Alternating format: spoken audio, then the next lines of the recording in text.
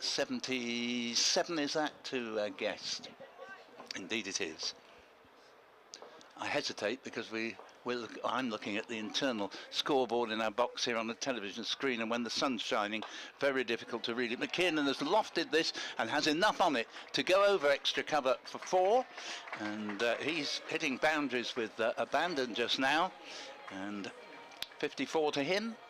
Scored to 280 for 5, and David Jackman now would love the game to be stopped here and now with just over 2 overs to go. But he still wins. Oh, he does. Anyway. Yeah, don't worry, I've long since given up all hope. Yesterday was my 10th anniversary since my last bet. So momentous achievement in the Newton household as here comes Beard in. Bowls, and a good shot here by McKinnon, because he'd started to step outside leg to make room for it, and then very quickly adjusted as the bowler followed him, and they get through for 2 runs down to long leg. Another fine bit of fielding by the inevitable Shane Snater, running round the long leg boundary and sending in a decent return. 282 for 5 in 48 overs. McKiernan has 56. Guest 77, and I think we can safely say that with Essex, not with one of their longer batting lineups here, that they've got some work to do when it's their turn to bat. Yeah, and you'll be looking at the more experienced of the side to really step up. The captain, Tom Westley, notably. We know Will Buttleman can bat, and Josh Rymel, as you mentioned earlier, for Cushy, all having proved their batting prowess in the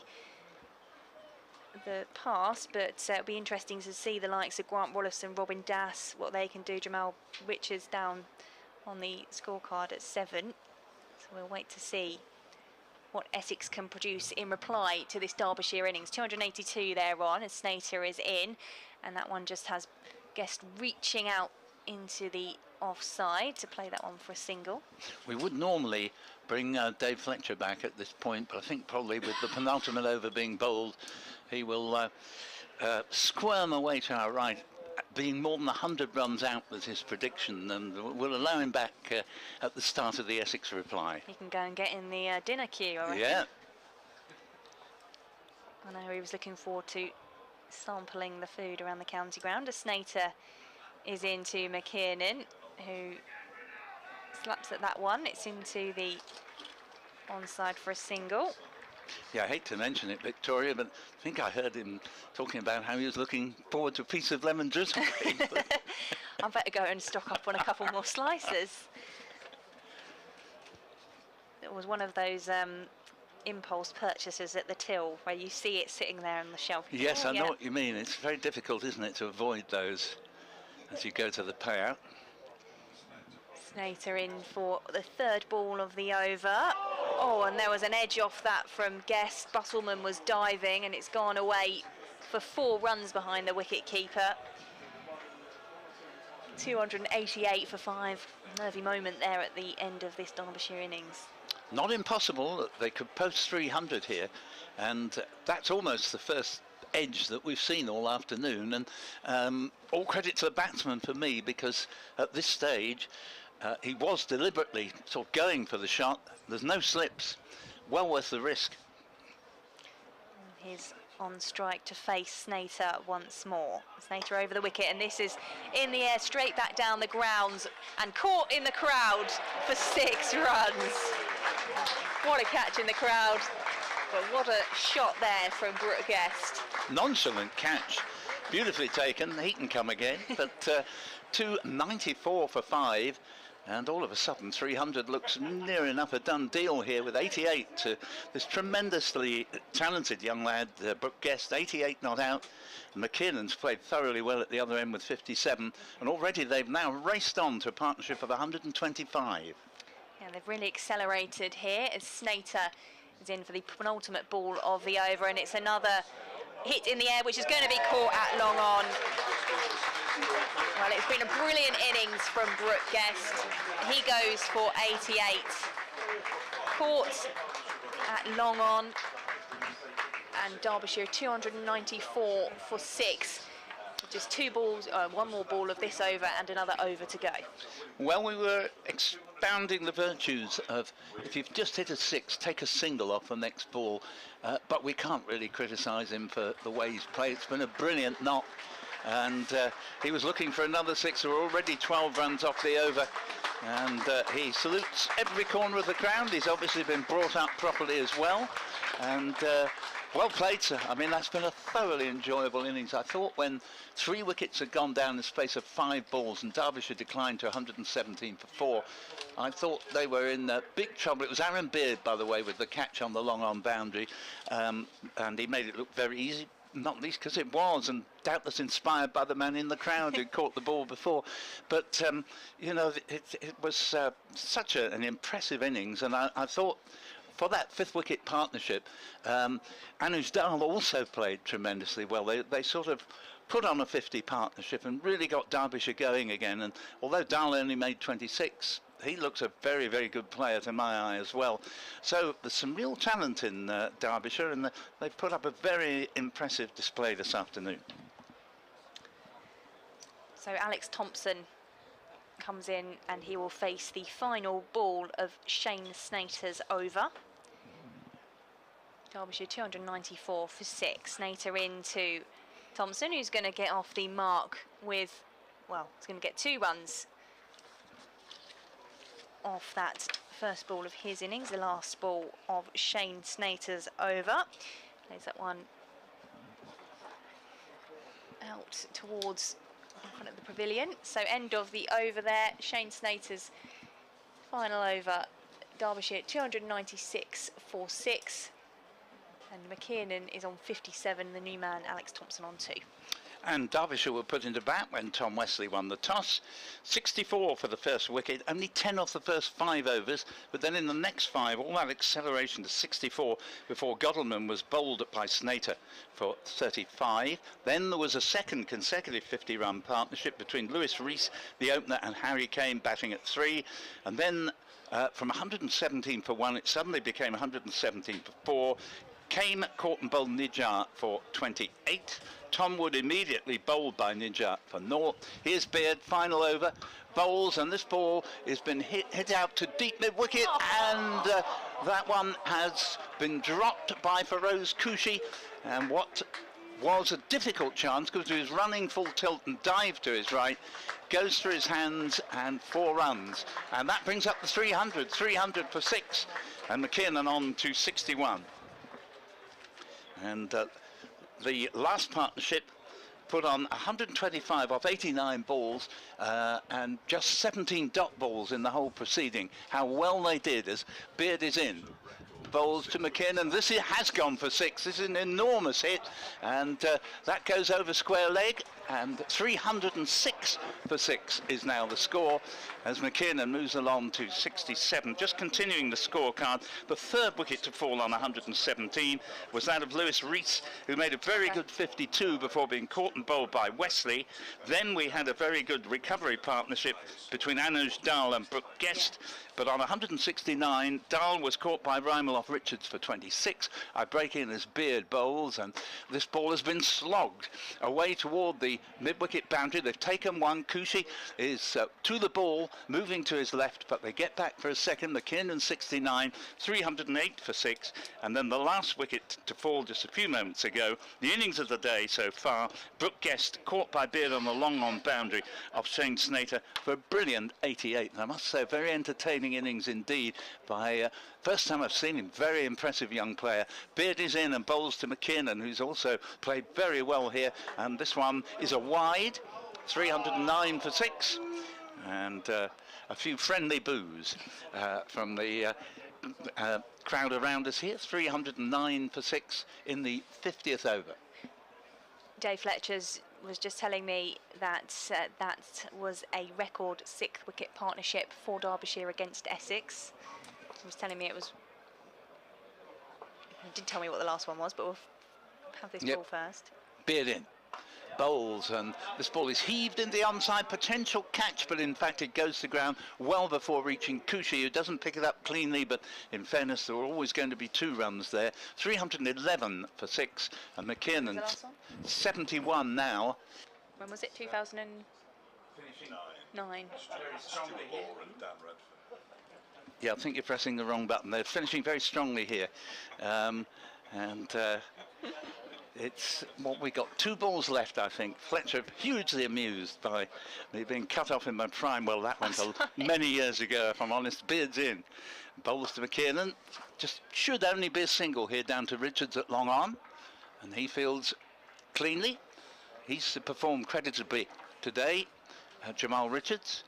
And the single takes it to 312 for 6 and 72 to McKiernan. And Beard, if he doesn't bowl another wide, will complete the innings with the next delivery. And here, Alex Thompson on strike, has 2 to his name. Beard in, bowls to Thompson. Thompson, oh, I think he's hit this for 6. He has indeed, super blow, and then walks off with an air of nonchalance. Simple thing, this batting, he seems to be telling us. 8 not out, 318 for 6 is the final Derbyshire score, and how well they've done. 72 not out to Matty McKiernan, and for me, Victoria, the great credit to Derbyshire is they've taken their time. None of them has come in and tried to run before they could walk, and we see the benefit of it. They've kept wickets in hand and reached a score that looked hugely improbable at for most of the time.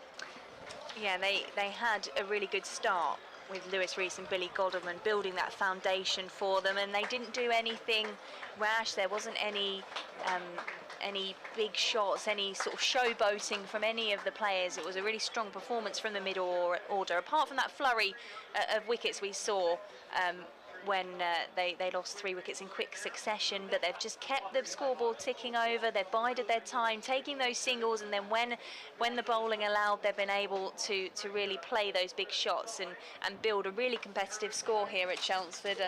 318 for 6, and as we were saying earlier, it will be interesting to see how the Essex batting lineup reacts to that, and whether winning the toss and electing to bowl first was the right decision. Yeah, I always believe, as I've mentioned before, that when the sun's shining in hot weather and it's a 2 o'clock start, and that's the important factor. Different matter at 11 when it's a good time to bowl, but 2 o'clock, it's a good time to bat. Dick Davis, my esteemed colleague who's on the ground today, always says it, in a championship match, the middle session is the one where the batsmen tend to have the edge. So I think Derbyshire are a shade of odds on, actually, to win this game from this position. Certainly, without any doubt, at least a couple of Essex players really have to make good scores here if they're to win. Absolutely, and we'll see when they begin their reply how those openers get off to the start, how they manage to get the Essex innings underway, and I think that will be really important. If Essex lose early wickets, then they're going to really struggle to get anywhere near that score. Absolutely. I've given you the scorecard, but here are the bowling figures. Probably don't make great reading for Essex. Porter, 10 overs, 1 maiden, none for 37. Bowled very well, but it's a good pitch, and if you play correctly, as the Derbyshire batsman did, not a lot of reason for him actually to get him on the wickets. Beard, I'm afraid, very, very expensive. 8 overs, no maiden, none for 84. Ouch, I think, is the riposte to that. Snater, 9 overs, no maidens, 2 for 68. Gave it his all today, and he's absolutely brilliant in the field. Nijjar, 10 overs, no maidens, 2 for 49. Great credit, he bowled well. Wesley, 8 overs, no maiden, 1 for 38. Should have bowled the full 10, to be honest. He seldom goes for many. The skipper. And Jamal Richards, very respectable on debut. 5 overs, no maidens, 1 for 38. And personally, I'd have liked to seen him bowl another couple. We'll leave it there because we've got a half-hour break and we've already about 4 minutes in. So it'll be about 5:40 when Essex begin their reply. Do rejoin us then.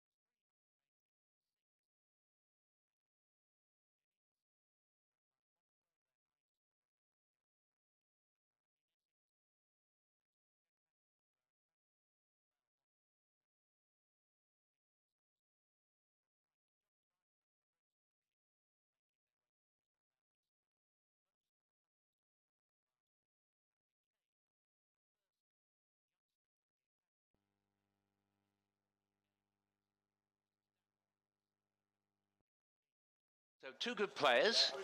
Josh Reimer in particular had a whole series of very fine innings, but Derbyshire hopes will be high, Dave. Yeah, absolutely. That score of 318 for 6, David Griffin tells me, is the 11th highest List A score for Derbyshire. Goes back to 1963 when the one-day game started.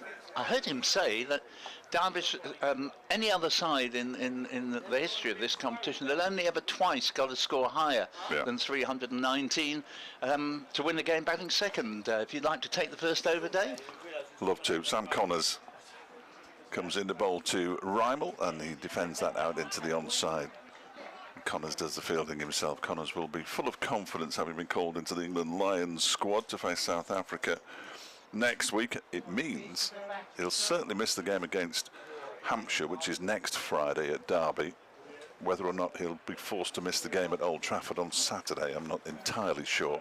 I need to check on that. With the squad presumably assembling on Monday. We've got two slips in place here, not all that unusual in a 50-over game, mind.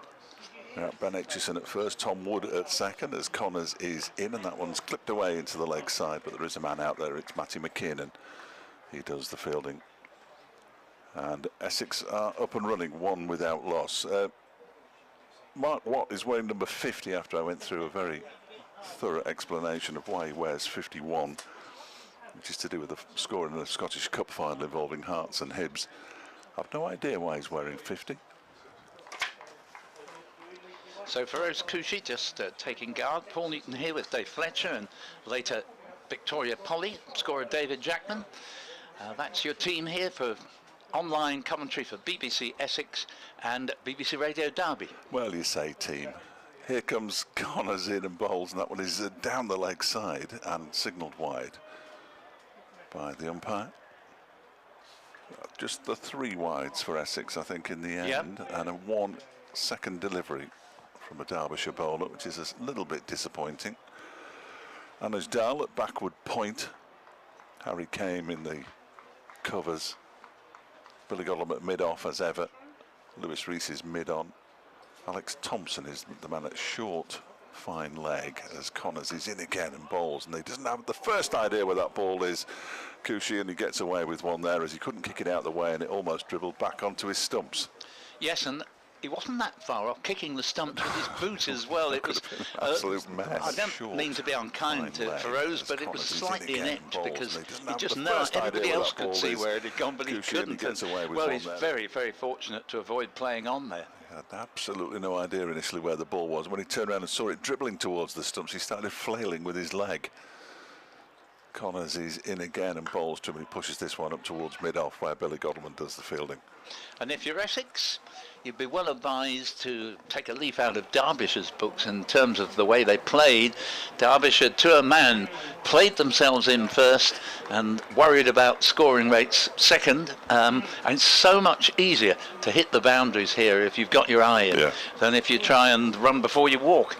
So they were very impressive, and Essex need to emulate that technique. Speaking of impressive, the floodlights are on. As Connors is in and ball strikes the pad. There's a half appeal. I think that was an inside edge, and it would have been too high anyway.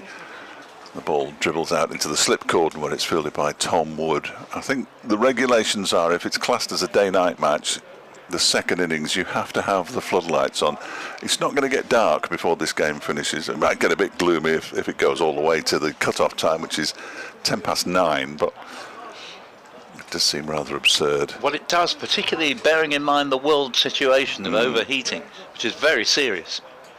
Next delivery is pushed off the back foot up towards Billy Godlem at mid-off by Kushi, and it's the end of the first over. Just the 1 run, 2 runs from it, 1 off the bat, 1 from a wide, and Essex after the first over chasing 319, a 2 without loss. Yeah, couldn't agree more. I mean, these are LED lights which take less power, I think. Yes. They certainly don't heat up LED lights, do they? Like the more traditional lights do, but no, and they come on straight away. Oh, they're brilliant. Yeah, they are. No, they, the old ones were getting very, very. They're all right on the middle, but if anything went out near the boundary, you couldn't be sure who it was. So that they are an improvement, but no point wasting electricity in this day and age, or any other commodity. They were testing them at just after midday, flashing them on and off. That seemed quite silly, but Yeah. anyway. Ben Aitchison will bowl the first over from the River End. And he sports number 11 on his back and will be bowling initially to Josh Reimel. An economical run-up for Ben Aitchison. Bowls, takes batsman on the pad peel for LBW. Would, I'm pretty sure, have gone down leg side, but a leg bye ensues. And 3 for no wicket. 1 to Reimel, and the other 2 are extras, a wide and a leg bye. And it was well pitched up, that ball, but clearly seemed to be drifting down leg side. He's almost halved his run-up since coming back from injury. He said he started bowling from this kind of distance when he was coming back from injury, and it just felt right, so he's kept it. He's kept it, and it is, as you say, economical.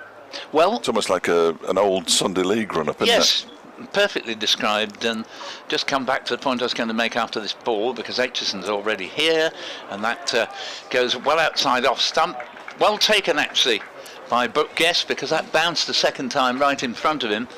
But yeah, you know, I think a lot of bowlers could shorten their run-up, and it would be better for them, particularly if we start getting summers like this. You know, you don't want to be expending unnecessary energy in any way, shape or form. As here is Aitchison again from the River End bowls, and that's probably going to be another leg bye, as it goes down to short fine leg, and indeed is, and it's 4 for no wicket in the second over, target 319. I mentioned the little flashes down the back of the right calf. He's so tall, Ben Aitchison, that these are almost at the back of his right knee. Indeed. Back of his trousers. Yes. A lot higher than everybody else's. When you first see it, as you said earlier, it looks as if someone sort of made a sprawling save and has come up with grass stains on them as the next ball is played back to the bowler.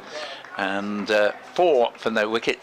Still in the second over. Lovely sunny evening, and it got quite cloudy in the second half of the Derbyshire innings, but at least in the short term it's cleared right over.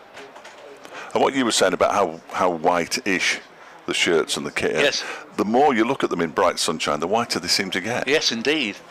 As Aitchison bowls, and this ball will again produce no run, as it's just defensively played into the covers by Josh Reimel, who remains on 2, and the score 4 for no wicket.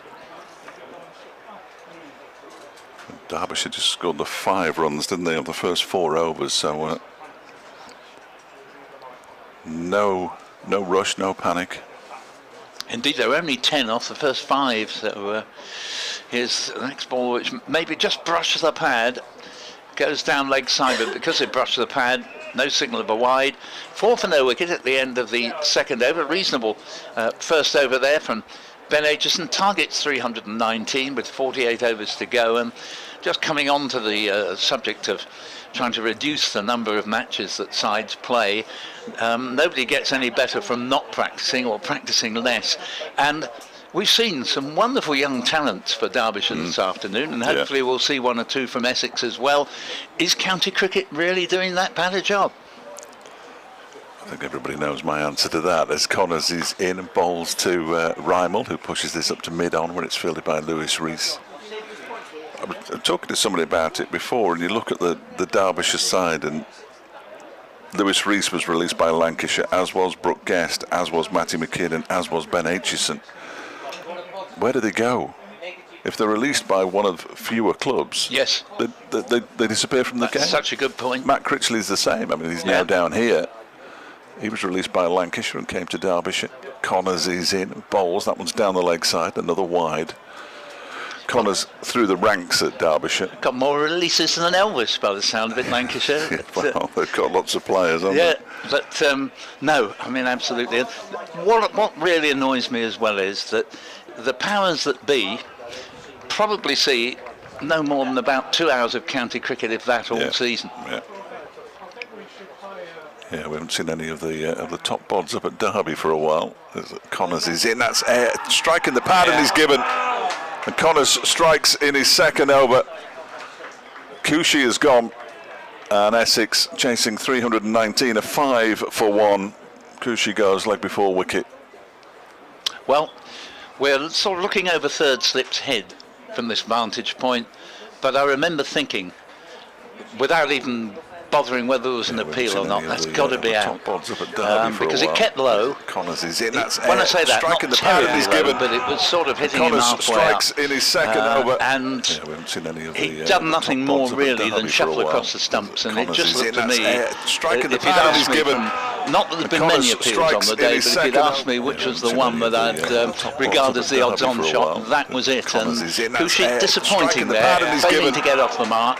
He's a fine player, but he'd be disappointed that he hasn't given himself the chance to show it this afternoon. First leg before wicket of the day. Yep. First one of the day. The umpire didn't have to think about it very long. No. No. His name's long, coincidentally, but there we are. So Tom Wesley, a lot of rest on his shoulders, will it? Yes, you'd think it would really, because if anything, you'd have said that Essex's bowling strength looked to have more experience to it than the batting. Admittedly, Josh Rymel in the past has made tremendous performances all last season in this tournament, but just to give you the rest of the Essex batting to come after Wesley, it's Rollifson on debut, Robin Dass, Will Buttleman, Jamal Richards, Shane Snater, Aaron Beard, Aaron Nijart and Jamie Porter. And I'd have to say, although you take nothing for granted in cricket, anything can happen, but I'd be very pleased to have Derbyshire's total at my back at this stage. Yep. Derbyshire would have been keen for an early breakthrough, and they've got one. With the score on 5, Tom Wesley comes out to face Sam Connors, who's in now, and Wesley gets hit on the thigh pad as the ball bounces out into the leg side. It's another leg by. And Essex move on to 6 for 1. Yeah, they're indebted to leg byes at the moment. Couple of wides, and all the rest are leg byes with 2 for Rymel, and that's it. See, this is where I think when there's a 2 o'clock start on a hot sunny afternoon, you want to be batting first, because Derbyshire have duly at the best time of the day to bat, got a good score on the board, and now they're full of beans out there, full of anticipation and energy. A cooling breeze at their back as well. It will get cooler as the evening wears on, no doubt about that, as Connors is in, and that one has crashed into the offside. Harry Kane initially doesn't take the ball cleanly, and the throw towards the stumps actually hits Rymel as he gets back into his ground. Hit his bat actually, and you could say gamesmanship, but it was he'd no idea where it was. It would have been a good effort if he could have deliberately done that, wouldn't it? But it does rather show, with a major difference of opinion between Wesley and Rymel there, that Essex are stuttering at the start of their reply. There's Connors again. That's a short delivery that Rymel does well, just to sway out of the way of. It took us, 35 overs near enough to get a bouncer. Well, when Essex bowled. We've just seen one in Sam Connors' second over. And you were saying that they had a speed gun. We haven't got the chance to see what that went at, but that was a quick ball. I think that was the quickest ball of the day. I'm gonna watch it now. See if the speed gun comes up. I'm gonna have to watch 2 things at once, which is never easy. In comes Connors again and bowls, and that one is pushed into the onside by Rymel. A tumbling stop by Lewis Rees keeps them down to a single. End of the over, 7 for 1. Rymel moves on to 3. Wesley yet to get off the mark, and I think the speed gun said 79 miles an hour. 79? Yeah. I'm afraid I don't believe it. No. I reckon it was sort of high 80s. He'll be the quickest of the Derbyshire bowlers as well. Will Sam Connors. That was a pretty quick bouncer he bowled in that over, and I wouldn't accept anything under 86. Okay, well, I'm going to try and have another look.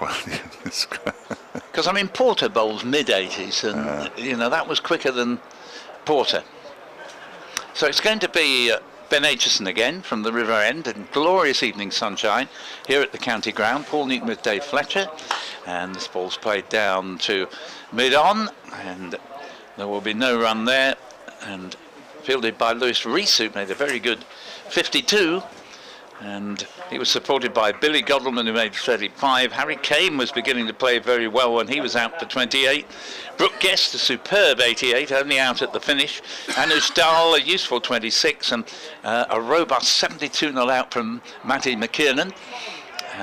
Enabled Derbyshire to reach 318 for 6, and this one goes a few yards into the onside. They scramble a single. The score goes up to 8 for 1. Cushy out for 0 to the bowling of Connor. There are 4 to Rymel. There have been 4 extras, and Wesley yet to get off the mark. Now will face Aitchison. Just check, 78.3 it said. For that Connor's delivery. Yeah. Better to go by the speed gun in your head, I think, than, I think you might be right. One. I think you might be right.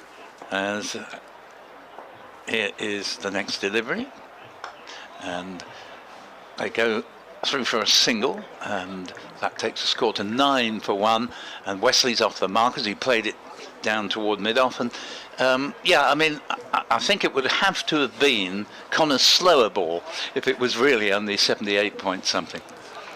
Yeah, I still think there should be speed guns at every ground. Yeah. I think it'd be great for the supporters to see. It would. No, absolutely. Wonderful crowd in here at the county ground as Aitchison bowls, and this is nudged into the offside. They go for a single. Shy comes in and actually hits Rymel there, but he's rather good at getting the way of the throws, judged by the 2 that he's fended off. And he was a little bit sort of complacent in the way that he went for the run when a throw was coming in. It was quite a good throw as well. We'll never know whether it would have actually hit the stumps, but he's got there safely, and the score is 10 for 1, of which Rymel has 5. And Aitchison is in again, bowls to Wesley, and Wesley with the old Staffordshire cut, and aiming that to back cut it behind point. It goes instead down to the man on 45 degrees behind the wicket on the leg side, and score remaining at 10 for 1. But a good start this from Derbyshire. Yeah, no, they're bowling nicely, these two. Both young players. And next delivery, Aitchison bowls a leave outside off stump from Tom Wesley, very reasonably as well, because 50 overs is a long time at the crease, and Essex shouldn't be unduly concerned at only having 10 on the board after 4 overs. Derbyshire, I think, had 10 off 5 and quickly accelerated. So 5 to Rymel, 1 to Wesley, been 4 extras, target 319, 10 for 1 in 4. So both young players, inexperienced players as well. Ben Aitchison playing in only his 8th List A game, and Sam Connors in his 5th. In fact, Sam Connors never taken more than 1 wicket in an innings. He's in now and bowls, and that one is off an inside edge onto the pad of Rymel, goes out into the offside, fielded by Harry Kane, coming in from the covers to get in front of Van Dahl, which is no mean feat in itself. Well, I have to say, obviously, I don't get many chances to see Derbyshire, sadly, these days, but I've been thoroughly impressed with the amount of young talent they've got on the books. And although it must have been depressing to look at what happened on Tuesday, Derbyshire supporters can be enthused by what they're seeing today. Connors is in again, and that one is driven very pleasantly into the ground and straight to Harry Kane by Rymel. Of course, what it shows, you know, when you get off to a calamitous start, it's very difficult to get back on the bike from that position. Yeah. But when you make a decent start, which Derbyshire did today, everybody becomes engaged and enthused with what's going on, and they've profited from it. And you can almost ride out a little blip in the middle, can't you? Yes. Which is what they had, clearly, with those 3 wickets in 5 balls.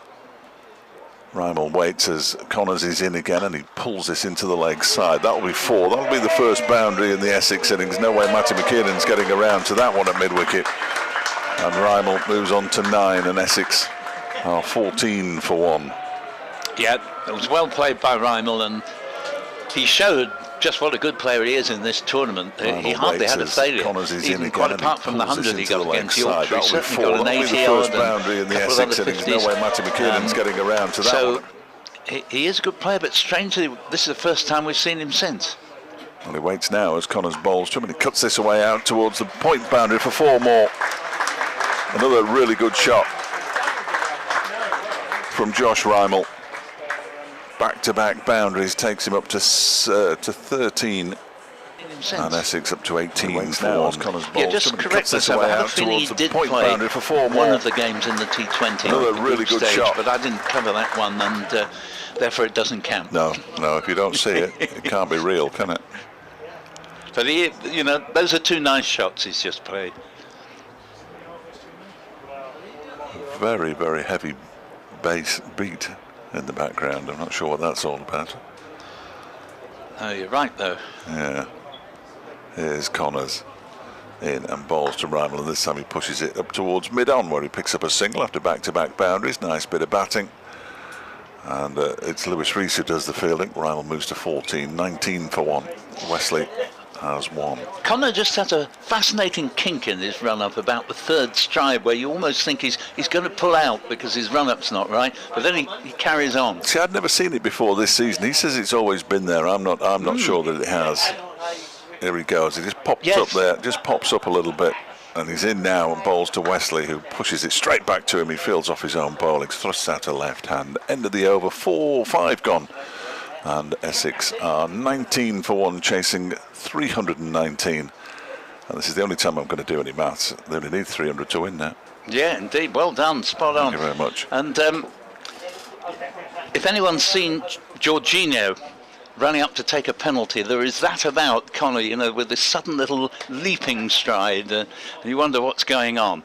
As we're going to see another over of Ben Aitchison, and Billy Godleman just has a word in passing as he takes his position up at mid-off, and in comes Aitchison and bowls to Reimal, and Reimal goes on the drive, gets a thick bottom edge into the pad, and actually does the fielding himself, because it travels all of about 18 inches, and he just bends down to pick it up and save Derbyshire fieldsman having to do so. But to one up to Aitchison there. Reimal was almost exclusive rights to the runs on the board for Essex. He's got 14 out of 19, and 4 of the remaining 5 have been extras. Wesley with the one other run off the bat, and Reimal plays the next ball to the right of Tom Wood at mid-wicket. Picks up a single, 20 for 1, and Essex have now got the requirement down under 300 for the first time.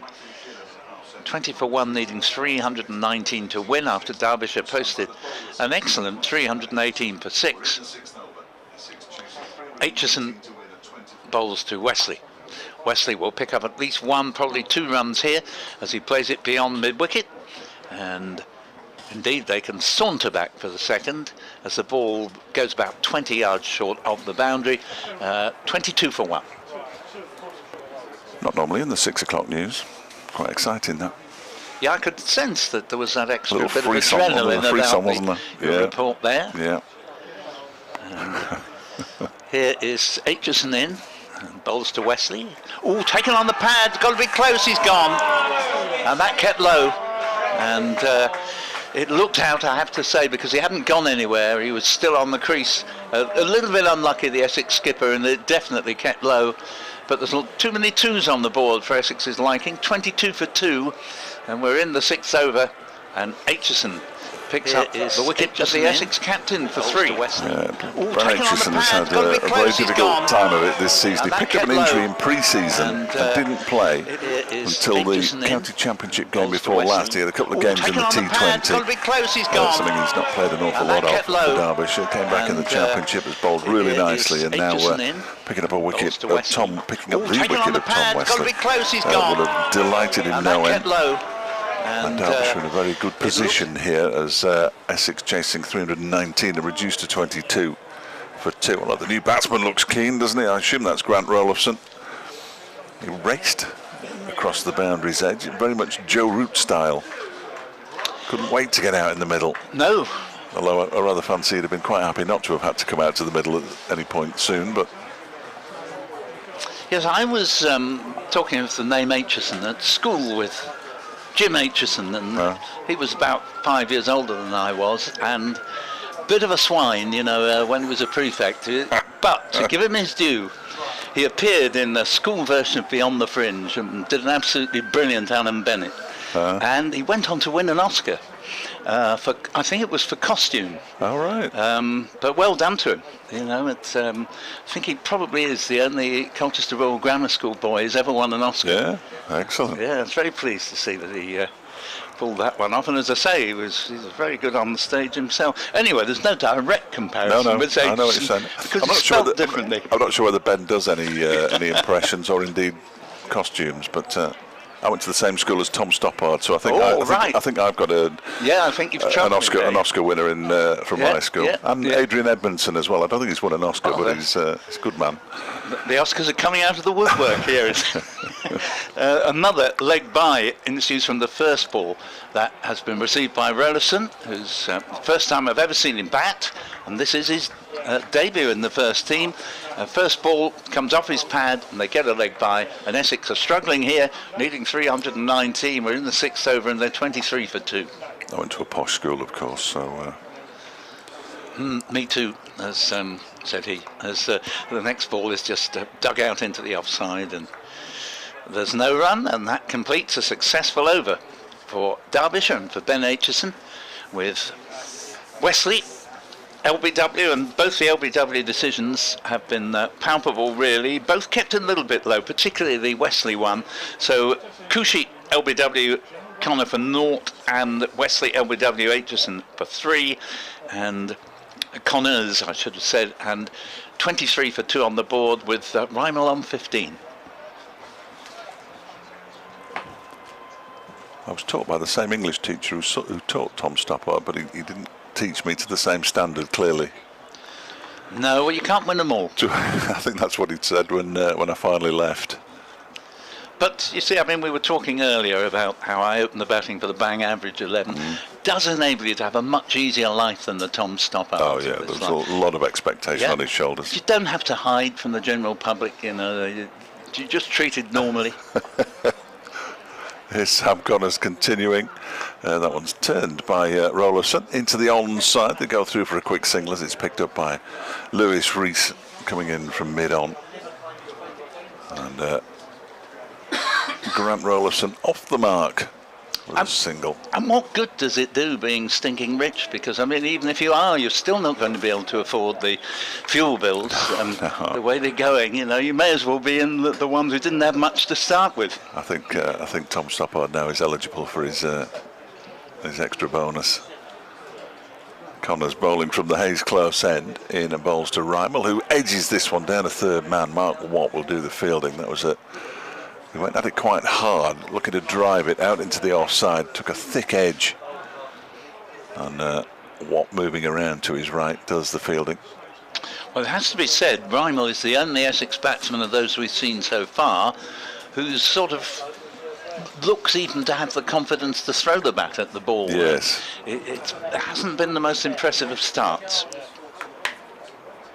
In comes Connors again and bowls. That one is played off the back foot very nicely indeed by Rollason. That might go all the way for 4. It's been chased down by Harry Kame, and now he's going to give up because the ball just reaches the boundary out towards the cover area in front of the pavilion, and Rollason picks up 4 runs to move on to 5, and Essex to 29 for 2. Well, tell you what, it was a lovely shot, and he timed it well. Connors again, but he virtually refused to run, and you were thinking that ball could pull up here. As it happens, he didn't. Just for a moment, I thought it was Harry Kane was going to catch it because the ball. Considering this is his first team debut, he seems to have a lot of confidence, and good on him if he has, as long as it's not misplaced.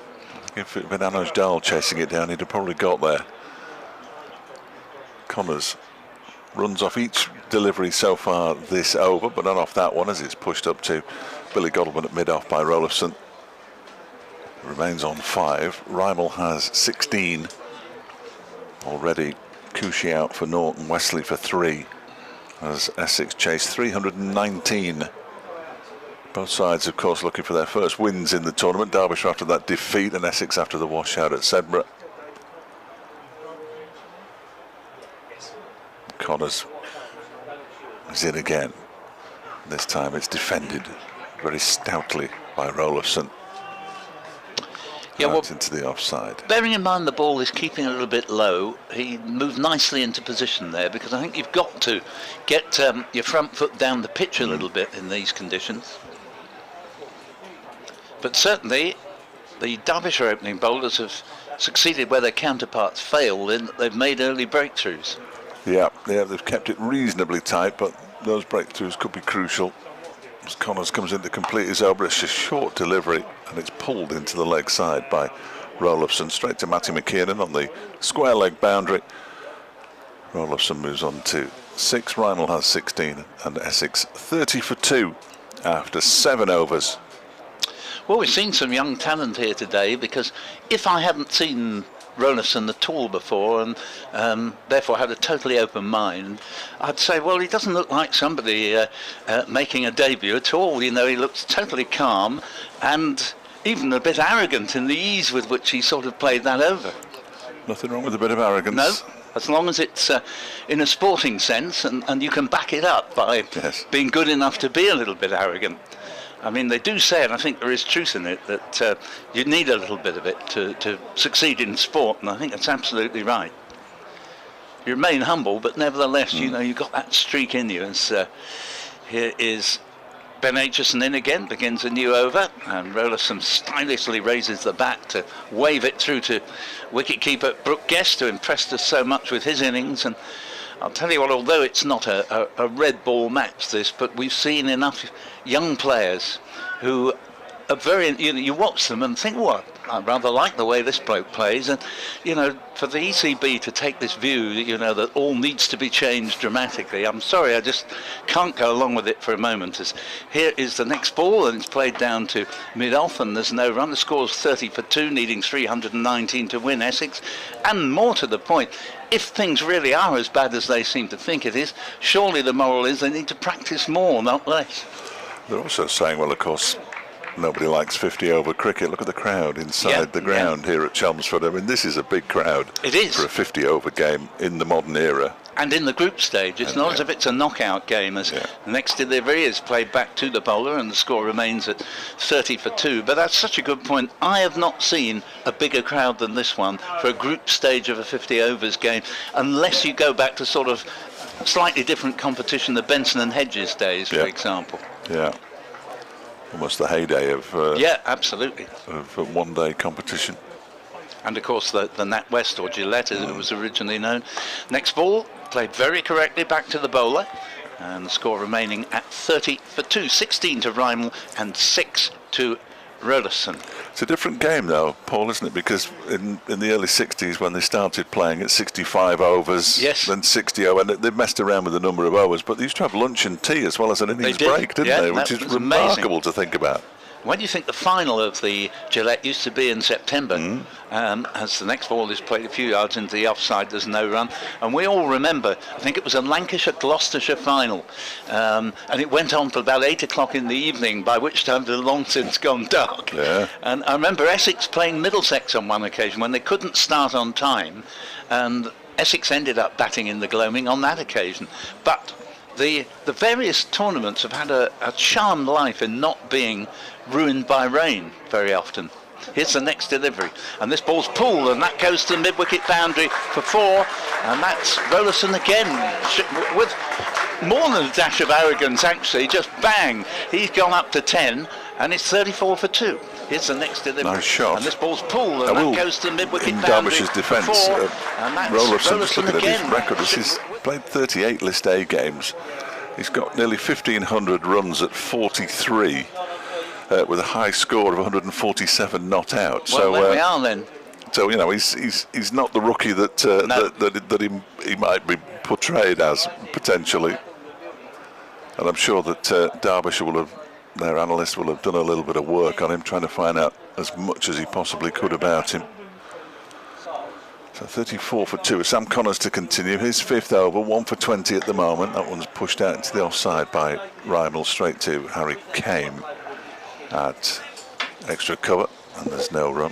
And for anyone listening, Harry Kame is C-A-M-E, and you know, must be frequently, particularly to people listening at home, you think, oh, it's Harry Kane, what a versatile man he is, but it's not the footballer.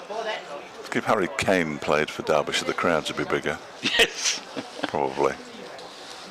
Here's Sam Connors in and bowls, and that one is cut by Ramble. What a stop that is by Anuj Dal, diving to his left-hand side. That ball was motoring, and he managed to get down and get something on it, and he gets a low 5 from both Kame and Brooke Guest for that piece of fielding. He's an excellent fielder, Anuj Dal, in addition to being a very good batsman and a more than decent bowler. Yeah, great start. 4 certain runs saved there. Yes, I'm not sure. Mark Watt is down to below us to our right somewhere. Oh, it was an inside edge, and that beats the man on the short fine leg. At short fine leg on the 30-yard circle. Ball goes away for 4. A little bit fortunate there for Rymel, but Essex are going to need some good fortune to chase down 319. Somewhere lost 2 wickets already. They beats the 38 for 2. Rymel to 20. The short fine leg. Typical of cricket, that, isn't it? One ball, magnificent bat cut, absolutely brilliantly stopped. Deserved 4, didn't get it. Next ball, a complete fluke, gets 4. Yeah. A couple of gulls having a bit of a tussle mid-air as this next delivery from Connors is pushed down to the gully region where Dahl has a far easier time of fielding that one. He's got the elbow protectors on, unsurprisingly, Anuj Dahl, the way he throws himself around. Not sure whether it's a long-sleeved skin underneath his Derbyshire top or not, but fairly sure he'll keep it on. Well, he'll keep it on if it's a skin, but if they're just elbow protectors, he may well remove them when he's bowling. Connors is in again. And this one is pushed out into the offside. Harry Kane comes racing in to do the fielding. Dot ball to the penultimate delivery of the Connors over. 1 for 24, his figure. So he has been traditionally a little more expensive than Ben Aitchison. Aitchison's only gone for 2.8 runs and over, whereas Connors is going at 5s.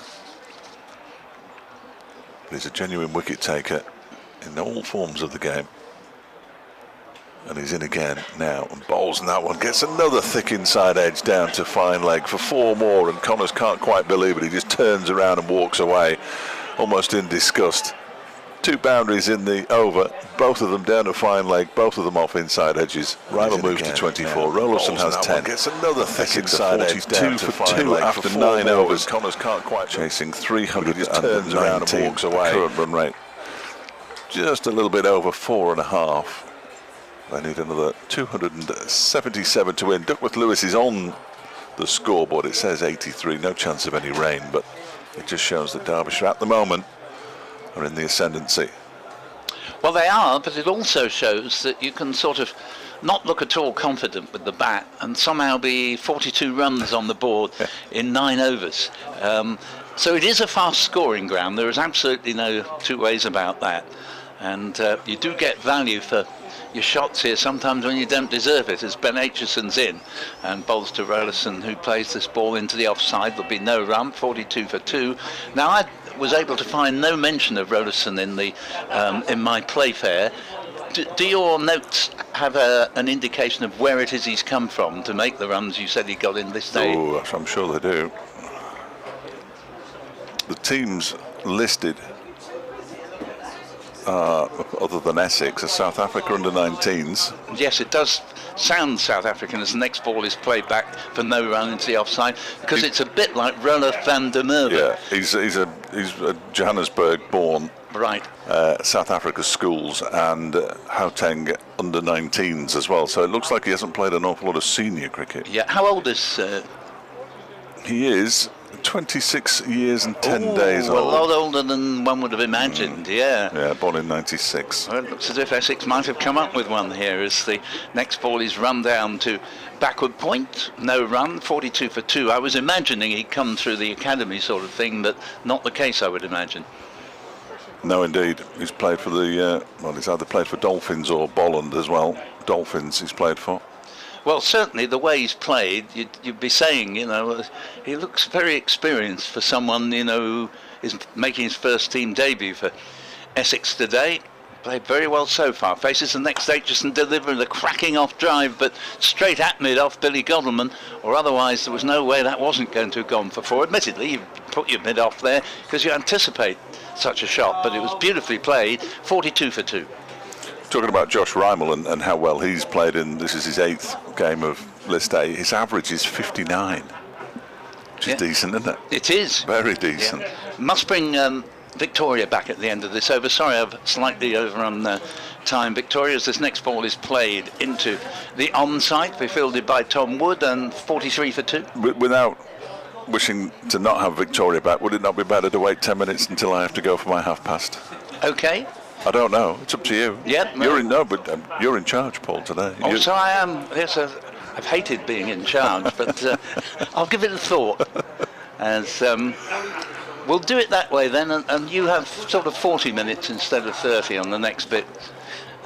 Victoria, as you're listening to Ball by Ball commentary for BBC Essex, BBC Radio Derby. Paul Newton here with Dave Fletcher, to be joined, as you've heard, just after 6:30 by Victoria Polly.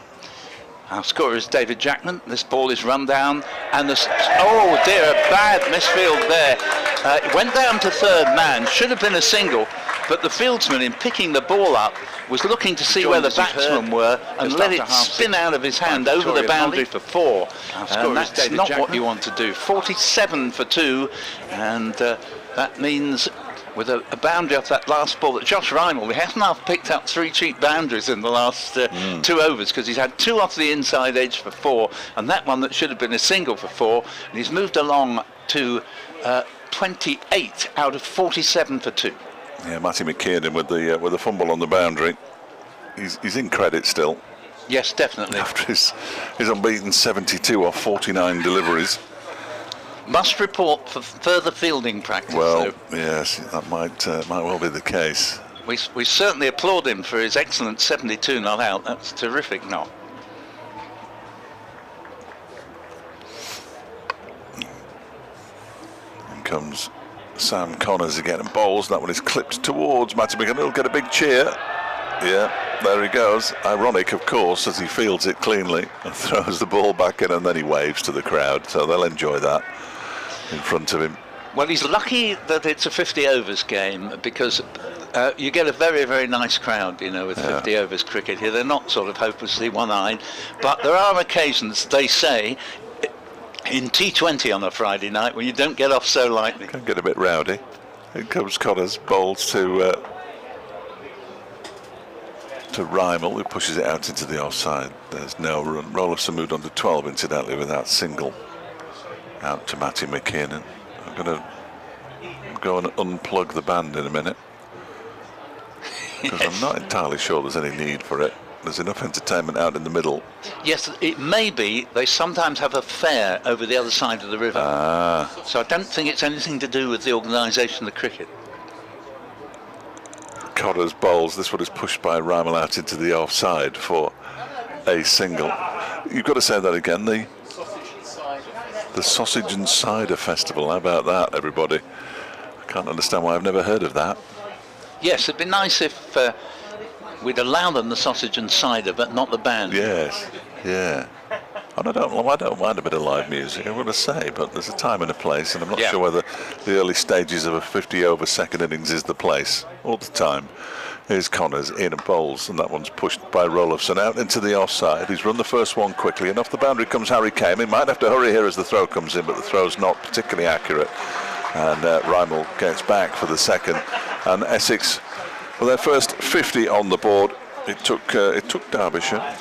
What did it take Derbyshire? 10 overs. 49 balls to get to their first 50. It's taken Essex 10 overs and 4 balls, so 64 deliveries. Here comes Connors again and bowls. This one is driven straight back down the ground. It's a good stop though by Billy Godalman. The pace was taken off the ball by Sam Connors, I fancy, but Godalman diving away to his right managed to get a paw on the ball and keeps him down to a single. He saved 3 runs there, but no question about it. The combination of Connors and Godalman saved 3 runs. Yes, and despite the intervention of the bowler, it would still have gone for 4 if Godalman hadn't just got a hand down. Good combination fielding. 52 for 2 now as Connors is in to bowl the final delivery of this over. It's pushed out into the offside by Rymel. So 11 overs gone now. Essex 52 for 2. They need a further 267 to win. Rolofson has 15. Rymel has 29. And Ben Aitchison to continue. So Derbyshire are persisting with their opening bowlers.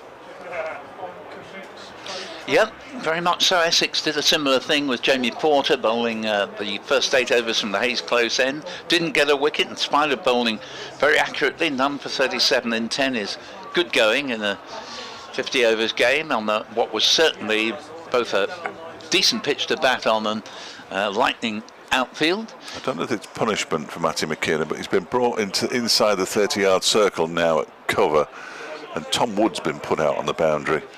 Yeah, it's sort of, don't take this wrongly, but we don't trust you anymore, Matty, as Ben Aitchison's in and bowls, and the ball is played by Rollerson to backward point, no run, as the sun, which had gone behind a cloud, reappears, and the nights are noticeably drawing in quite rapidly now, but it'll soon be Christmas.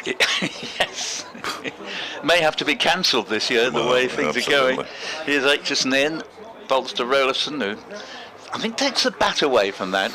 I think he thought of heaving the ball over mid-wicket in the way that he did in the previous Aitchison over, but pulled out of it and goes through to Brooke Guest, and it's 52 for 2 in the 12th. It looked quite a sharp delivery, that, from Ben Aitchison. Yeah.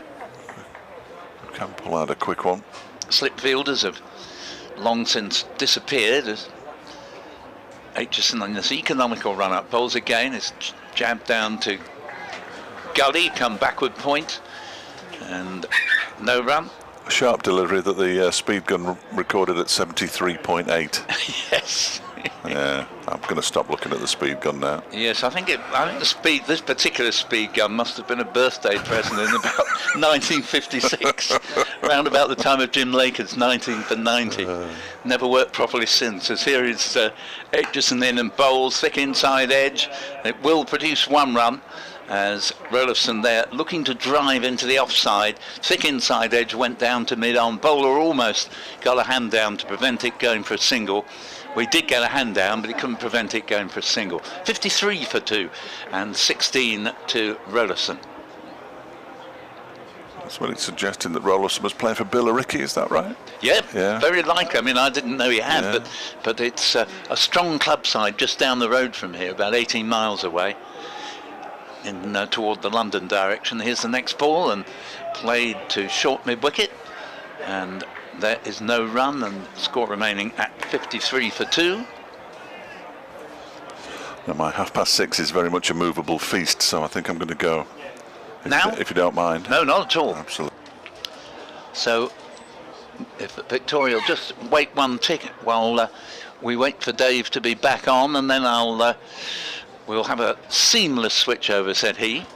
This ball is hit into the ground and a crowd catch, but I don't think anybody was greatly deceived by that. It's a dot ball, decent over from Aitchison. 12 have gone, 53 for 2, 29 to Rymel, and 16 to Rollerson. And yes, I was trying to work out what the easiest way of doing this is. Yes, I think, Victoria, if you make your way over, there'll be a certain amount of switching of microphones, but I think that's probably the way to do it. So, if you would hook up on that side, and I will, once you've are safely in situ, make way for Dave as soon as he's done his piece. Sorry to have overrun there, but as I say, if you take a good 40 minutes in the next bit, that will even it up. And this 3rd wicket stand for Essex becoming rather vital, and it's going to be Mark Watt into attack here. If you'd like to take up the commentary, Victoria. Okay. Mark Watt from the Hayes close end then for Derbyshire. Bowling to Grant Rolifson, the new Essex signing. He just pushes that one into the offside. And there's a single for the Essex batters, 53 for 2. And they're just steadying things, this pair. When you say new Essex signing, I knew absolutely nothing about him before the game. Have you heard? Grant Rolifson, yes. So he, as you were just saying to Dave, has been performing really well for Billericay in the Essex League. He's the top scorer in that division. The ball is just pushed back to the bowler from Josh Rymel. Yeah, so he has been averaging 103.53 in the Essex Premier Division. Useful. Rymel on strike for Essex. Watt into him, and he pushes that one into the offside once more for no run. Yeah, so he's been impressing in that division. He's played South African A cricket, age cricket as well, and Anthony McGrath, who I was speaking to earlier in the week, as Rymel this time sweeps that one towards the onside boundary. It's collected by the fielder to ironic jeers after that misfield earlier. Single to Essex, 55 for 2. Anthony McGrath was saying they were looking to strengthen the side, particularly with the players that they'd lost to the 100 and the injuries as well to Sir Alistair Cook and Ben Allison, and he was already over here. He's been performing well. Why not take him on and see what he could do for Essex? It's him on strike now. He's just off the back foot, driving into the offside for a single, Grant Rolifson. And with those figures, his List A figures during his career, 38 appearances, average of 42.94. His highest score, 147 not out. So hopefully he can be a useful addition for Essex. It's Rymel on strike to Mark Watt, the Scottish international. It's out into the offside for another single to Essex. End of the over. Essex 57 for 2. And we said they needed a good start, Paul, and well, it didn't go to plan. No, they didn't, but Rollison's played very well, and Rymel's ridden his luck and also played some nice shots. So 56 for 2, and Dave's just about to finish his update for BBC Radio Derby, and I'm just about to disappear. And as I say, you have a nice long session yourself, and as soon as Dave... do as I'm told, Paul. I'll come in when I'm needed, and I'll go away when you want me to. Yes, well, it's a great talent doing as you're told, not one I've ever mastered, I'm afraid, but there we go. Always had the rebellious streak, but it's a good game of cricket, isn't it, out there? It's been an enjoyable day. It is, and we're getting to that point of the day as well where people are milling around in the ground, taking in the atmosphere. We've got the Sausage and Cider Festival in Central Park as well going on. You can hear the music blasting out from there as well. Yeah, Anuj Dal are coming into the attack at the river end, and I'll make way for Dave. It's Dal to Rymel. I'll just keep things ticking over while Paul and Dave swap over. Single to Rymel off that first ball of Dal's over. Still that crowd over to our left-hand side, enjoying a bit of banter with the fielder. Dave's back with us. It's the wrong fielder, though. It's Tom Wood out there now. Anyway. Shall I continue with it? Oh, sorry. Did you want me to go? I do either way. Complete silence, as we're both too polite to interrupt each other. But that was a single off that ball. Yes, there was. Yeah, that's all you need to know. Continue? You carry on. I'm too big time to come in halfway through an over. Third ball of Dal's over. It's Rymel on strike. He pulls at that one along the ground into the onside for another single. Yeah, useful all-round cricketer, Anuj Dal. Recently got a century, a half century, and a fifer in the game against Worcestershire. Not many people do that. The mark of the man. Moves past the umpire to Rolifson and has taken an edge, drops over the top of the keeper, no run. I was just saying the Sausage and Cider Festival sounds quite good going on in Central Park. It sounds good, but I could just do with slightly less music. Darling to Rolifson on the back foot, out to the boundary where it's collected by Tom Wood, the fielder. So maybe the crowd are having separate banter with him as to what was. Yeah, it was definitely Matty McKinnon who made the error down at the third man, but.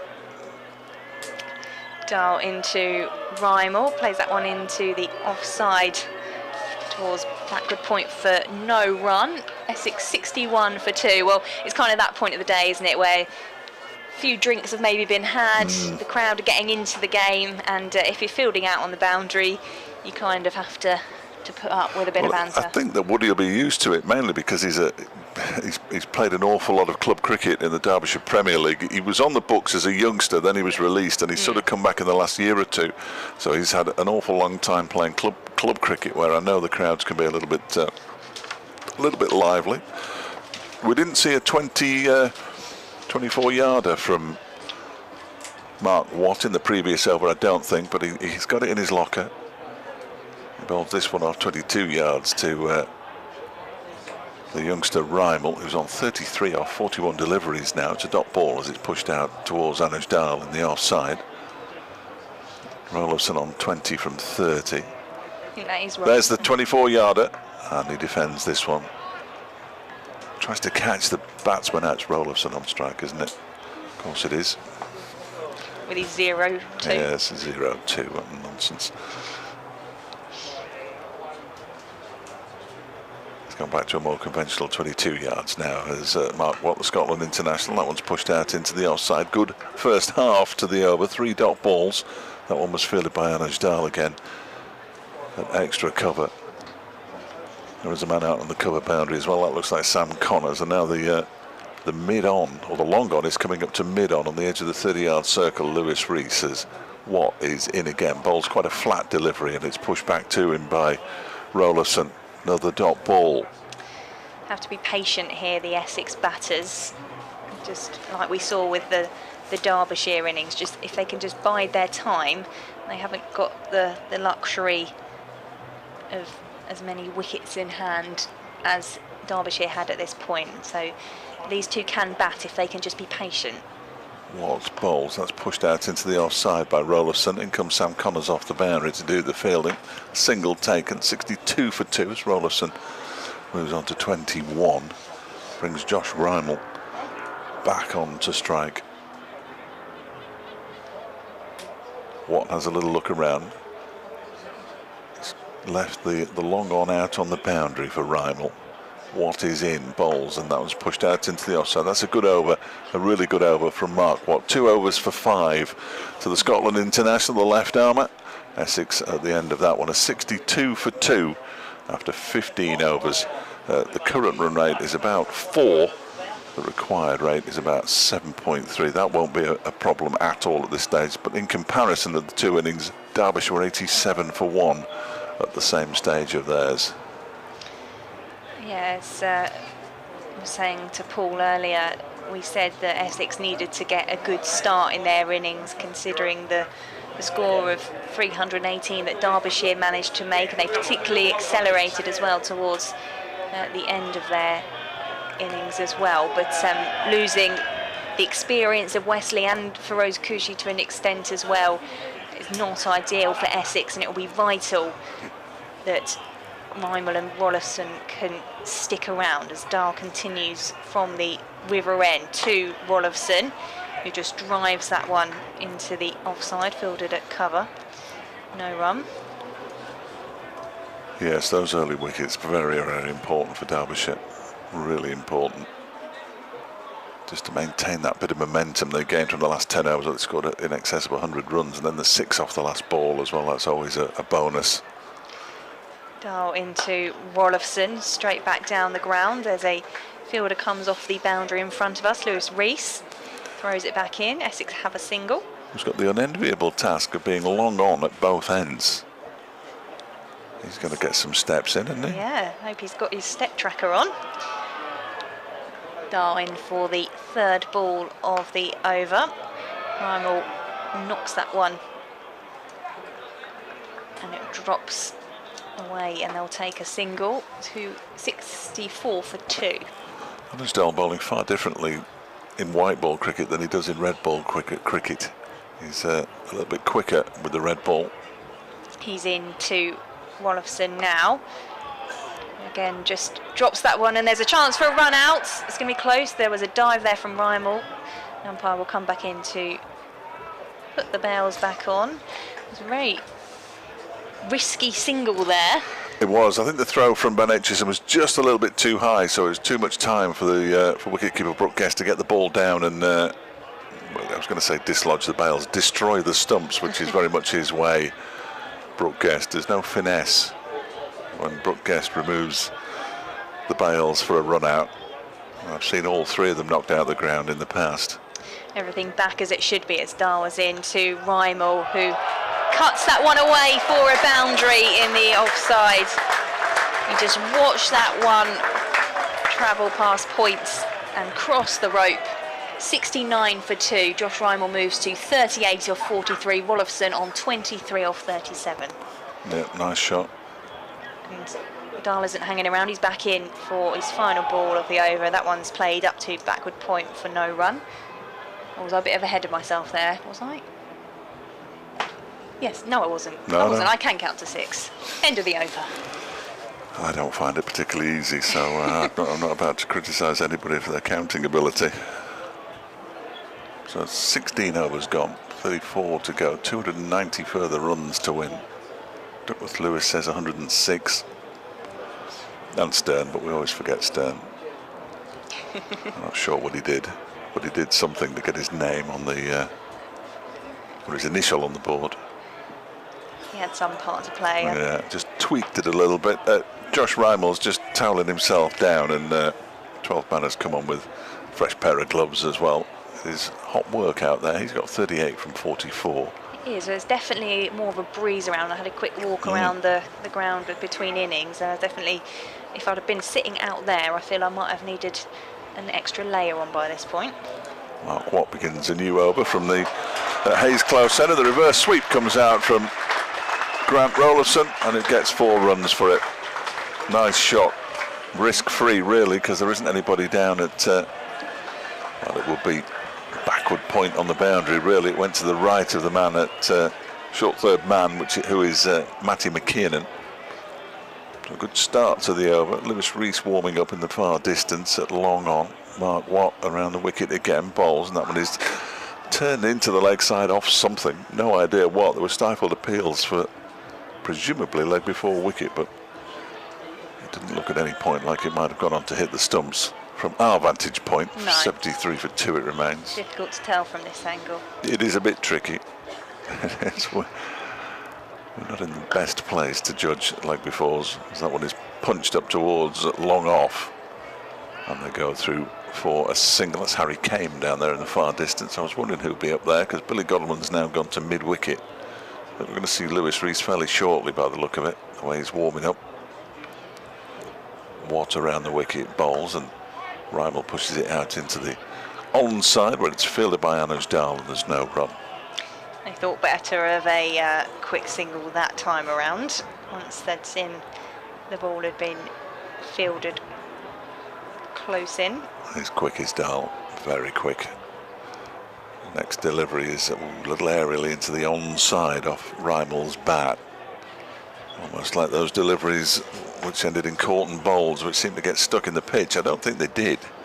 Perhaps just a different pace from the bowlers, as this next delivery is driven but not timed. Straight back to Mark Watt, who conceded the boundary from the reverse sweep off the first ball, but has now bowled 3 overs for 10, which is excellent work from the Scotland international. Essex 74 for 2.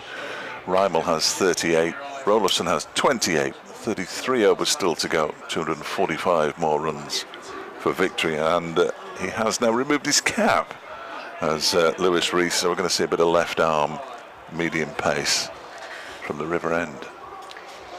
Yeah, Rymel there just struggling with the timing of those shots, trying to get them away and get the runs on the board for Essex, which is really what they need at the moment. Derbyshire on top, and Lewis Rees just marking out his run up. An impressive innings from him for Derbyshire. 52, having opened with Billy Godwin. He was eventually one of those caught and bowled that Dave was just mentioning there by Tom Wesley. Yeah, looked mortified when he was out, didn't he? Lewis Rees hadn't looked in too much trouble. He looked like he was sticking around. What can he do with the ball in hand for Derbyshire? Be Rolifson on strike for Essex. In comes Rees, left arm over the wicket. It'll just be played back by Rolifson to Rees, who collects on his follow through. No run. Most mates been laughing white ball cricket. Normally they toss the ball away to somebody else to polish, but there's absolutely no point in polishing these things. They're just something to chuck at the batsman and hope that he doesn't smash it out the ground. straight back to the bowler and get on with things. As Rees moves in again to Rollison. This time they will take a single, and then the wicket-keeper Guest was tumbling away to his left-hand side to collect the throw as it came in from Dahl. Never in any danger of trouble in the stumps, that throw from Anuj Dahl, really. It seemed to go a long way over the top of them. As you say, a good stop by Guest. Rees with his third ball of the over to Rymel. Has he edged that one? He has. He holds his bat in the air in disappointment, Josh Rymel. He is out. Rees gets a wicket with his third ball of the over, and Essex in trouble, 75 for 3. Just seemed to leave him a touch there. Josh Rymel, he played really nicely. He's looking up to the skies. Whether he didn't get certainly didn't get the feet in the right position. I don't think there's any doubt about that. Just the faintest of touches through to the wicket-keeper, Brooke Guest. 48 deliveries for his 38. 6 fours. Been a nice innings. But as you say, Victoria, in a spot of bother here. 75 for 3 now, Essex. Derbyshire definitely in the ascendancy, and having watched them on Tuesday, nobody would have expected them to have been in this position at this time this evening. I don't think there's any doubt, which is why I guessed quite low. You thought you'd be home by now? I thought I might be in the car. Yeah, disappointment there from Josh Rymel. He's still got his head hung as he makes his way back to the pavilion, and it's Robin Das who is coming to the crease for Essex. His debut in this format of the game, played a couple of T20 matches for Essex earlier on this summer. He was averaging 15 in that competition, the highest score of 23. Played a lot of second 11 cricket, I mentioned earlier. He was 12th man as well for England earlier on this summer, so very much someone that Essex have got their eye on for the future, and an opportunity here for him to make his name in this competition, as we often see with the youngsters playing. And he'll face Rees, who comes in. There's a leave there from Das, who was coming forward to it, and a few oohs and ahs. Don't know how close that was to the bat. He's one of those bowlers, you watch just about every time. It's almost his finishing position is his left arm up and touching his forehead, Lewis Rees. He's one of those bowlers who thinks he's going to take a wicket every single ball that he bowls, which isn't a bad trait, I suppose, but it's a good attitude to have. He's taken a wicket and a single off this over so far. He's in again to Das, who plays that with a straight back down the pitch. It'll be fielded by mid-off, who was running in. No run. Throws it to the wicketkeeper for no apparent reason.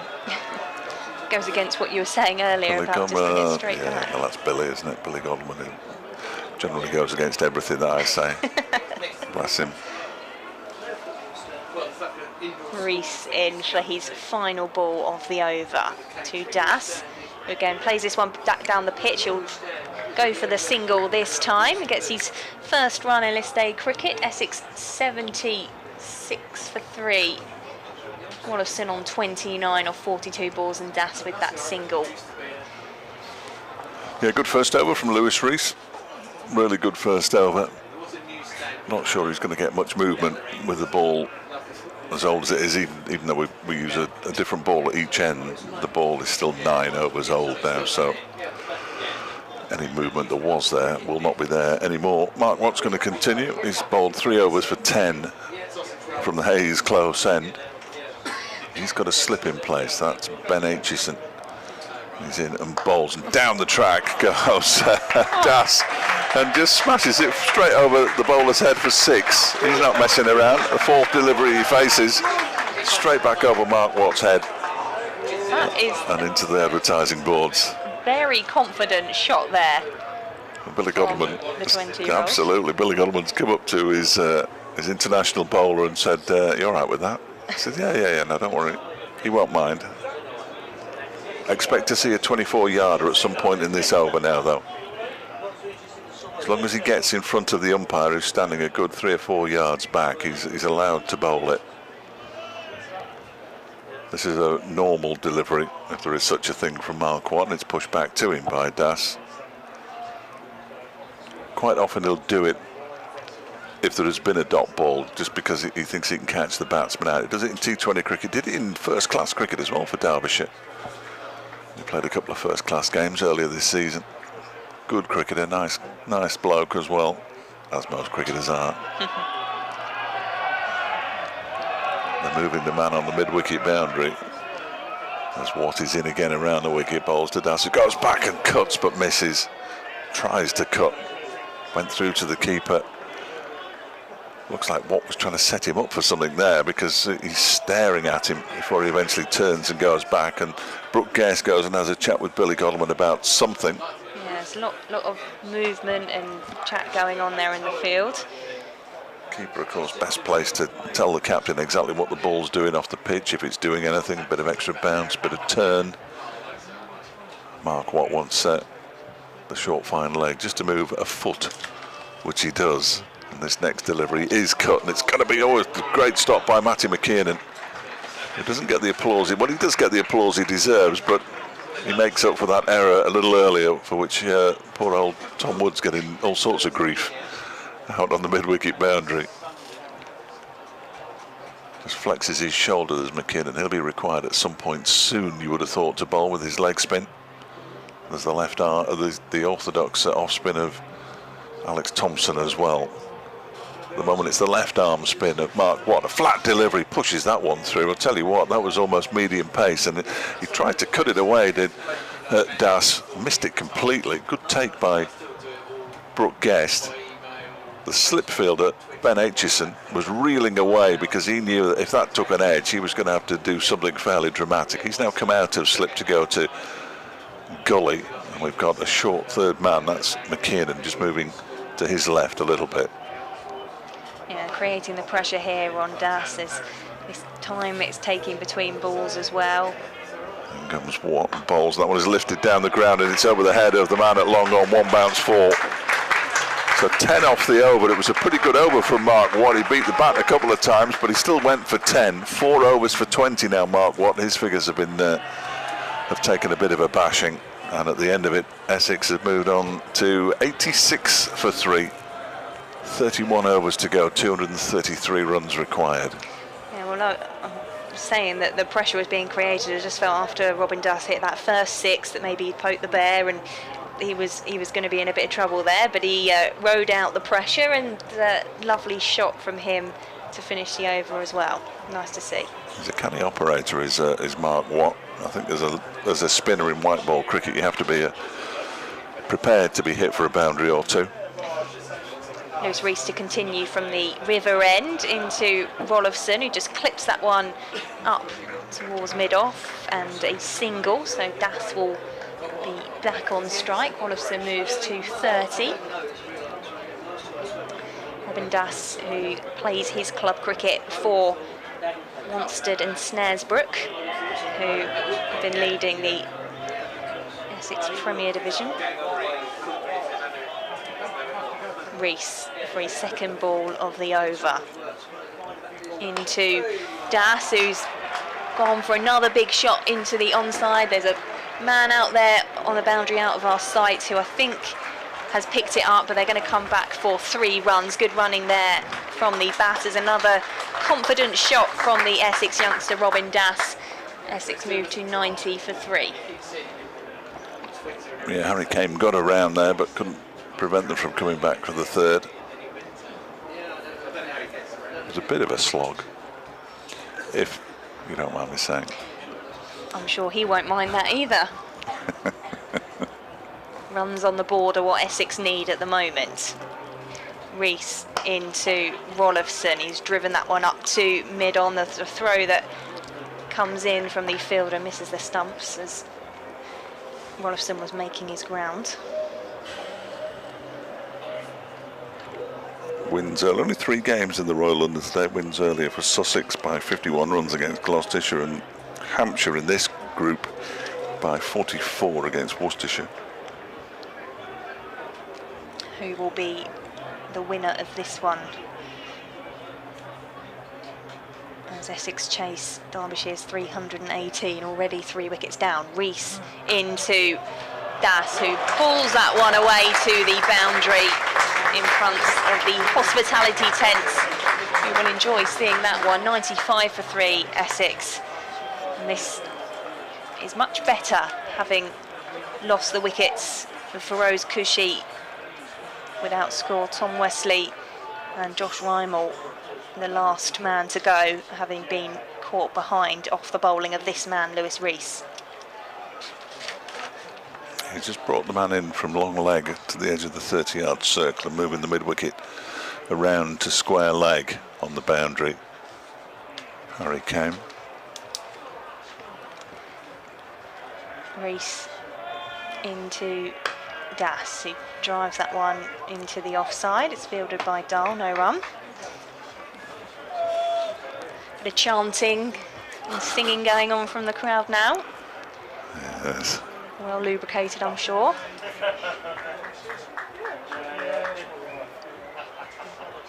Oh, the lights have just changed.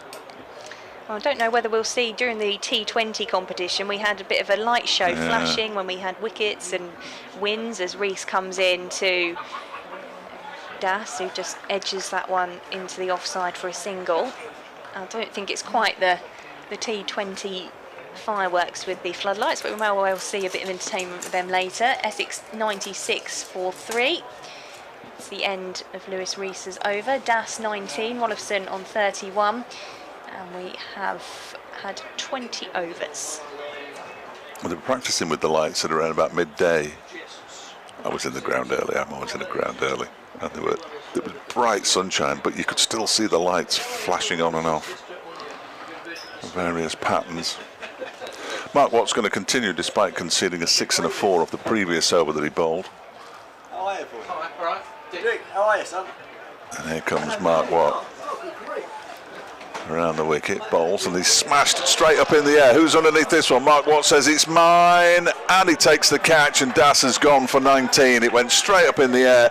He waved away Anuj Dal. Mark Watt wanted the court and bowled, and Essex lose their 4th wicket. 96 for 4 now. Das goes for 19. Went very, very high, didn't it? Mark Watt had to wait for that to drop down, and just Robin Das didn't get the distance on that we've seen in that previous Mark Watt over, and he goes off head hung as well. But Essex lose another wicket. 2 4s and a 6 for Robin Das. The 6 off Mark Watt from the first ball of the previous over. He was trying to repeat the treatment there, but it went straight up in the air. And Watt, as I say, waved away Anuj Dal. Took full responsibility for the catch. If I'd have been Anuj Dal, I'd have been more than happy for anybody to have taken responsibility for that catch. But as the bowler, he was never going to drop it, you didn't think. Yeah, some nice shots in there from Robin Das in that short innings from him. But what Essex really needed is someone to stick around with Wolfson, who's on 31. And really, as we get down to Will Buttleman, who can bat, he opened the T20 batting for the start of this season, although hasn't really managed to make too much of an impression, but we know he has got that skill, and that is what Essex will need before we start getting into the bowlers in the Essex batting lineup. Mark Watt bowling to Buttleman, the new batsman, who goes back into his crease and pushes it straight back to the bowler. There's no run. So a good start to the over for Scotland international Mark Watt, who's around the wicket once again, and Buttleman pushes this one out into the offside for a single. And off the boundary comes Sam Connors. They pick up a single comfortably. 97 for 4 now. Buttleman off the mark. Yeah, Buttleman played 5 of the one-day cup games last summer with a high score of 23. Another one of the youngsters that's come through the Essex Academy, former Felsted schoolboy as well. Ben Aitchison just moving slightly closer at gully. It's still quite a deep gully, but he's moved closer as Mark Watt bowls. That comes off an edge of Rolifson's bat, all along the ground, fielded by Aitchison. That squared him up a little bit. Did Watt. He might keep number 50 if it's as lucky as it has been. Around the wicket he comes and bowls. That one is pushed nicely up towards long off, in off the boundary. Comes Harry Kane to do the fielding, single taken. 98 for 4. We're in the 21st over. Derbyshire's 100 came up in the 18th when they were going very quickly indeed, Godalming and Rees. This one's pushed out into the offside by Bottleman, who picks up his second run, and as Dahl hits the floor.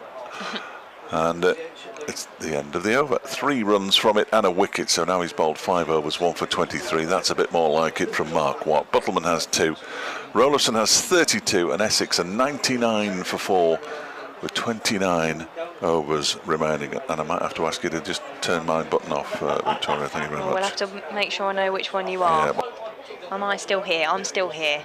Well, Dave will go off and update the Radio Derby listeners.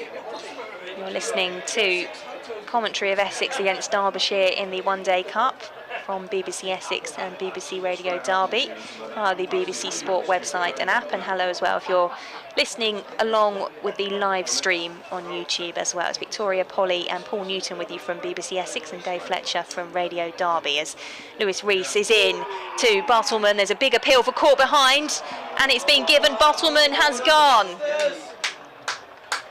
More trouble for Essex as they lose their 5th wicket.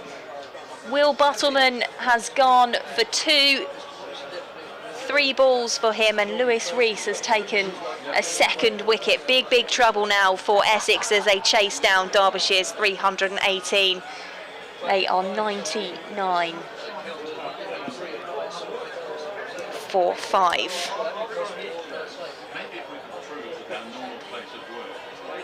So Bottleman goes for 2, caught by Brooke Guest off the bowling of Lewis Rees. He just left that bat hanging, and it took a couple of moments for the umpire to put his finger up, but he did.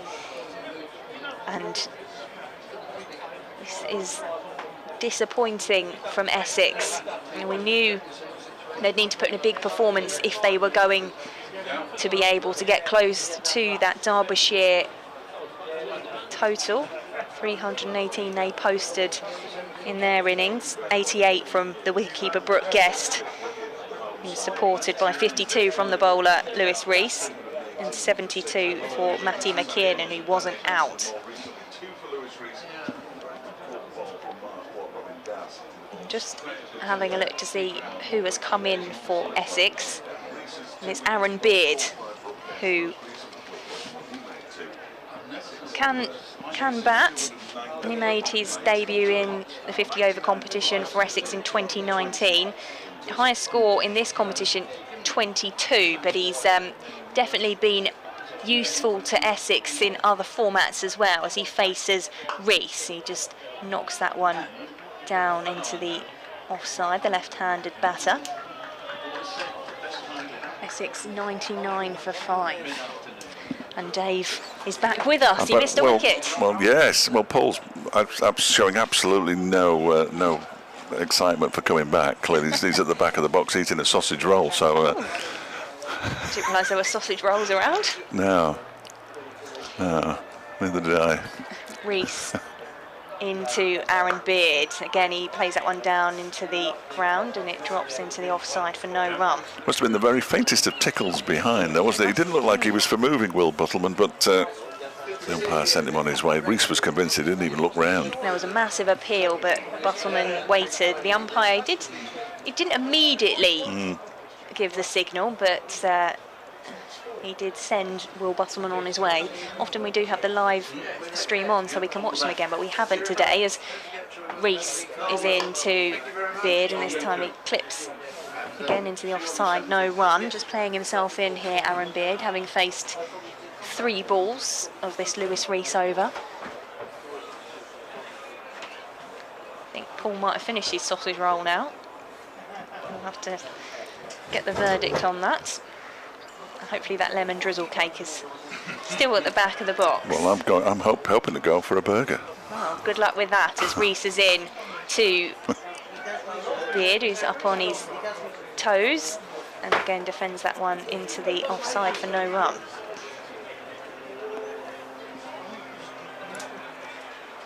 So, Derbyshire would have been cock-a-hoop if you'd offered them 99 for 5, I'm sure. And it's theirs to lose now. Absolutely. They have made the most of being put into bat first as Reese is in to Beard, who just plays that one up towards mid-on, takes the single, he'll keep the strike, and that is the 100 runs for Essex in 22 overs. But they crucially have lost the 5 wickets in that time, and as Dave was saying, it is Derbyshire who are on top in this fixture. Is it you that's leaving us, Dave? Well, I thought so, but I'm not bothered. But yeah. Shall I? You replace me, Paul. There we go. So we'll say goodbye to Dave and hello to Paul momentarily. I think you we just wiggle the wires around. Make sure you get the right one. Make sure you get the right. Yep, you're clear.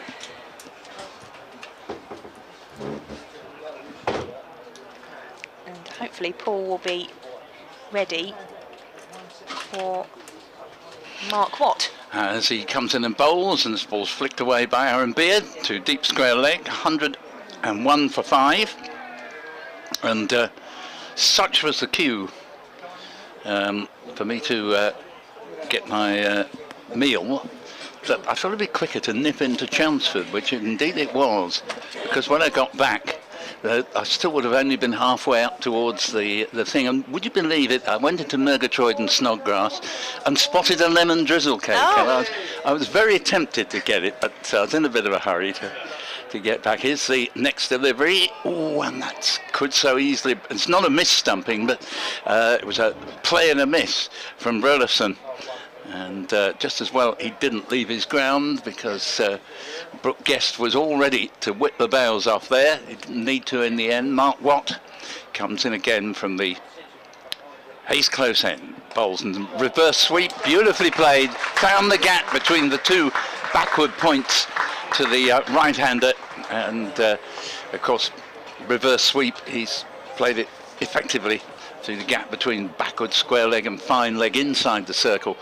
And the score goes rather reluctantly up to 105 for 5. Rollason has been the most impressive of the Essex batsmen on his debut here. He's got 36, but his partners have been going far too regularly at the other end. As Watt comes in, slow left arm around the wicket, bowls, and ball is played out for a single to long off. And 106 for 5, and Rollason to 37. There's been glimmers of hope for Essex in the form of Josh Rymel and some of those shots as well played by Robin Das, but the inexperience of the Essex lineup showing that injury to Sir Alistair Cook, meaning he's not involved, no Nick Brown either in this side.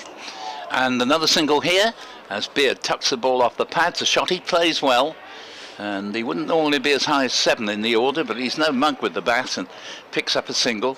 And that takes him to 3 and score 107 for 5.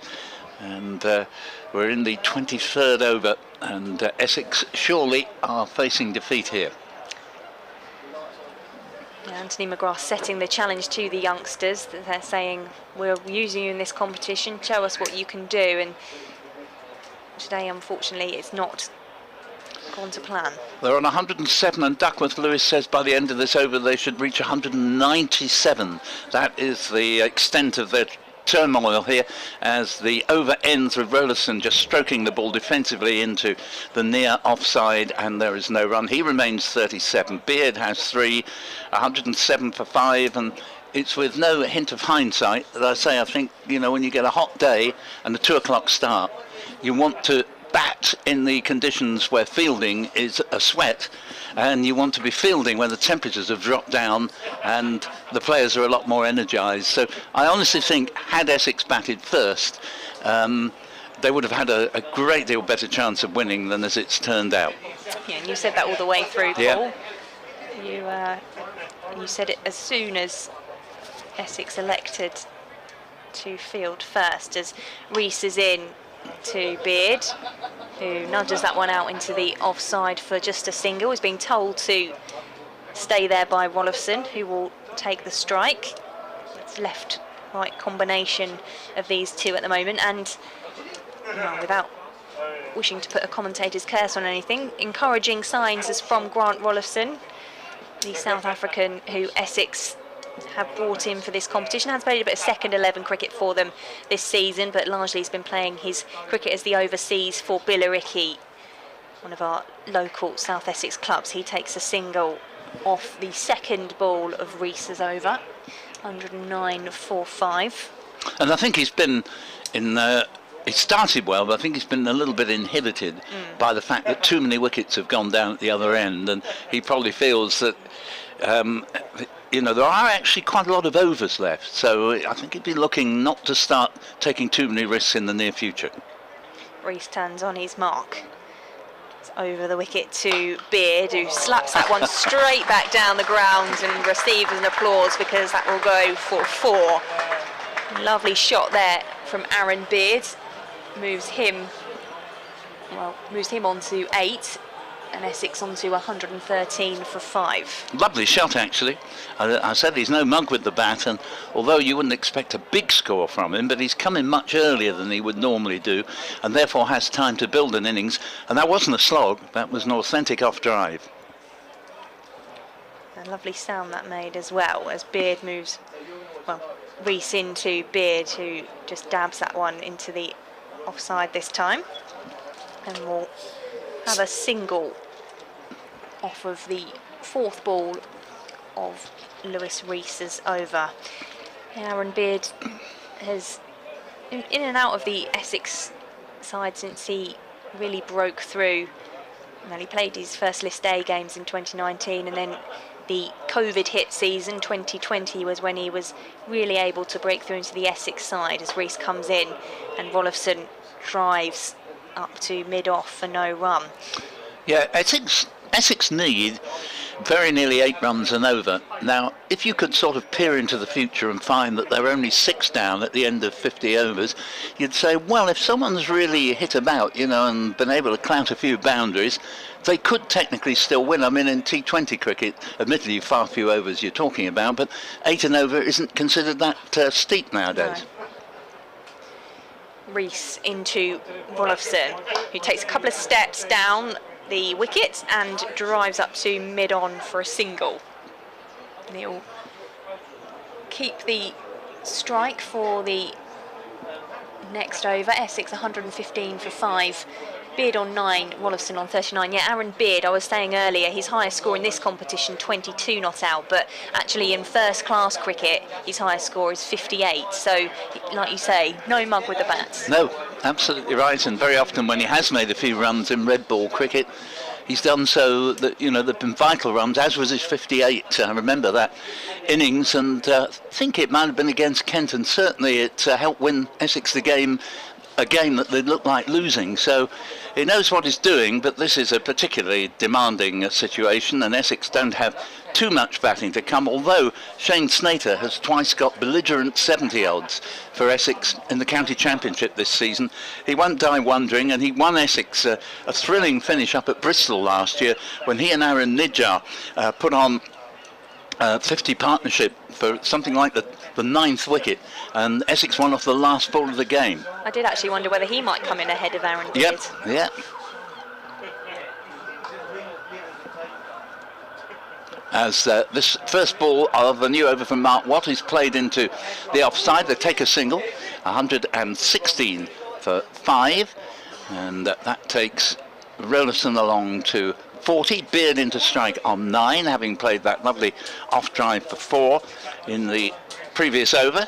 And for Essex, for all the fact they're dead up against it, but this is only the halfway point of the innings, so for one thing, they should try and see they bat the 50 overs and just take things calmly along for a few overs yet, and perhaps if they're still there in 10 overs time, see just what they could do to raise the tempo. Here is the next delivery, and that is rather too good for Aaron Beard and goes through his defences. It is in fact McKiernan who's come on to replace Mark Watt at the Hayes close end. So he's in his first over as he comes in now and bowls, and this ball is swept round to long leg, just be a single. Takes a score to 117 for 5 and Beard into double figures. Elsewhere, Hampshire recovered from losing some early wickets to beat Worcestershire, who are in a fairly parlous state, and Sussex beat Gloucestershire.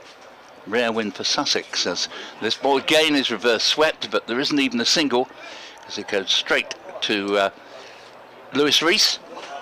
Made a 50 earlier, 117 for 5 in the 25th over. Yeah, Grant Rollison played that shot earlier with a boundary for his efforts, but no success that time round. Next delivery, if anything, keeps a little bit low, and Rollison just conservatively plays it down to long on with no great pace on the stroke, and he moves up to 41, 118 for 5 in the 25th. McKiernan preparing to bowl to the left-handed Aaron Beard. Comes in now, made a splendid 72 not out with the bat to make sure Derbyshire capitalised on the solid base. And this one, he pushes through a little bit more quickly, and Beard can do no more than return it to the bowler. So tidy over that from McKiernan. His first, just 3 runs off it. And Essex, who overall need to be going along at just over 8 and over, are 118 for 5 at the halfway stage, and their target is 201 runs away. Yeah, like you say, it's a big ask, but if Essex can keep the wickets they still have in hand and just keep chipping away at things, then we'll just see where they are in around 10 overs or so. We're going to have another change of bowling. Alex Thompson is going to come on from the river end. He was there at the end of the Derbyshire innings, 8 not outs, alongside Matty McKiernan, who's bowling from the Hayes close end at the moment. And he's in to Rollison, who plays that one into the onside, where it's fielded by Andrew Dahl for a single. So Rollison is the top scorer for Essex and very probably will remain so, 41 not out. Rymel close to that, got 38 without ever quite recapturing the best of his form from last year, but a decent effort from him. Buttleman, I think he has to learn Buttleman. I know it was a very difficult situation he inherited, but just to play a bit more calmly and play himself in for rather longer than he tends to do. He sort of had a swish and just got a feather through to the keeper. Thompson into Beard, and that's up in the air into the offside, and then comes in from the boundary to field it. They'll take the single, Essex, 120 for 5.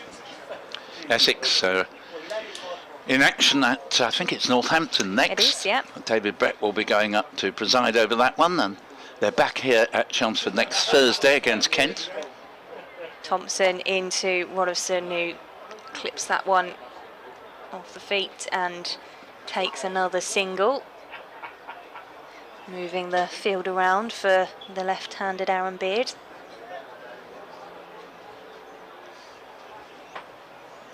(121 for 5). Beard on 11 as Thompson is around the wicket to him, and he looks to get a big shot away. Does Aaron Beard down on his knee, misses, and Guest was lurking behind the stumps should the opportunity have arisen for a stumping. He did well to keep his back foot planted there. Thompson into Beard, that's up and off the pad, drops into the offside. A couple of appeals around the Derbyshire field, umpires unmoved. And although the Derbyshire quicker bowlers bowled very, very decently, I think they've twigged that spin bowling, you know, is a good way to go here. Essex not finding it at all easy. Final ball of Thompson's over, and It's played nicely there by Beard, just pushing that one into the offside for a single, so he'll keep the strike. 122 for 5 now. Essex, Beard on 12, Rollifson on 43. And that's the end of the 26th over. So good over that. Again, the two further spinners have come on for Derbyshire and both kept it very quiet indeed. McKiernan went for 3 runs from his over, Thompson for 4 from his, and it's all looking good for Derbyshire at the moment, but always to emphasise that with 24 overs remaining, that's still a lot of time left if Essex could really get a partnership going. But they have lost, I feel, a couple more wickets than they would like to have done by this stage, as McKinnon is in again from the Hayes close end bowls, and there's probably going to be a run out here, and there is, and that is the end of Rollifson, as he and Beard weren't quite on the same wavelengths there. Rollifson thought that he could pinch a single, Beard wasn't for moving, and that's a rather unfortunate end to Rollifson's excellent effort there. Admittedly, he got a little bit bogged down, but you felt that he had the power there if he'd sort of just consolidated Essex for another 10 overs or so to launch out latterly, but he's run out for 43. All that had to happen there was the throw to go to the right end, to wit the bowler's end, and he was never going to be able to get back there. And so Essex's unfortunate day does tend to lurch from bad to worse. 122 for 6, but they've certainly acquired a player there who can do well for them.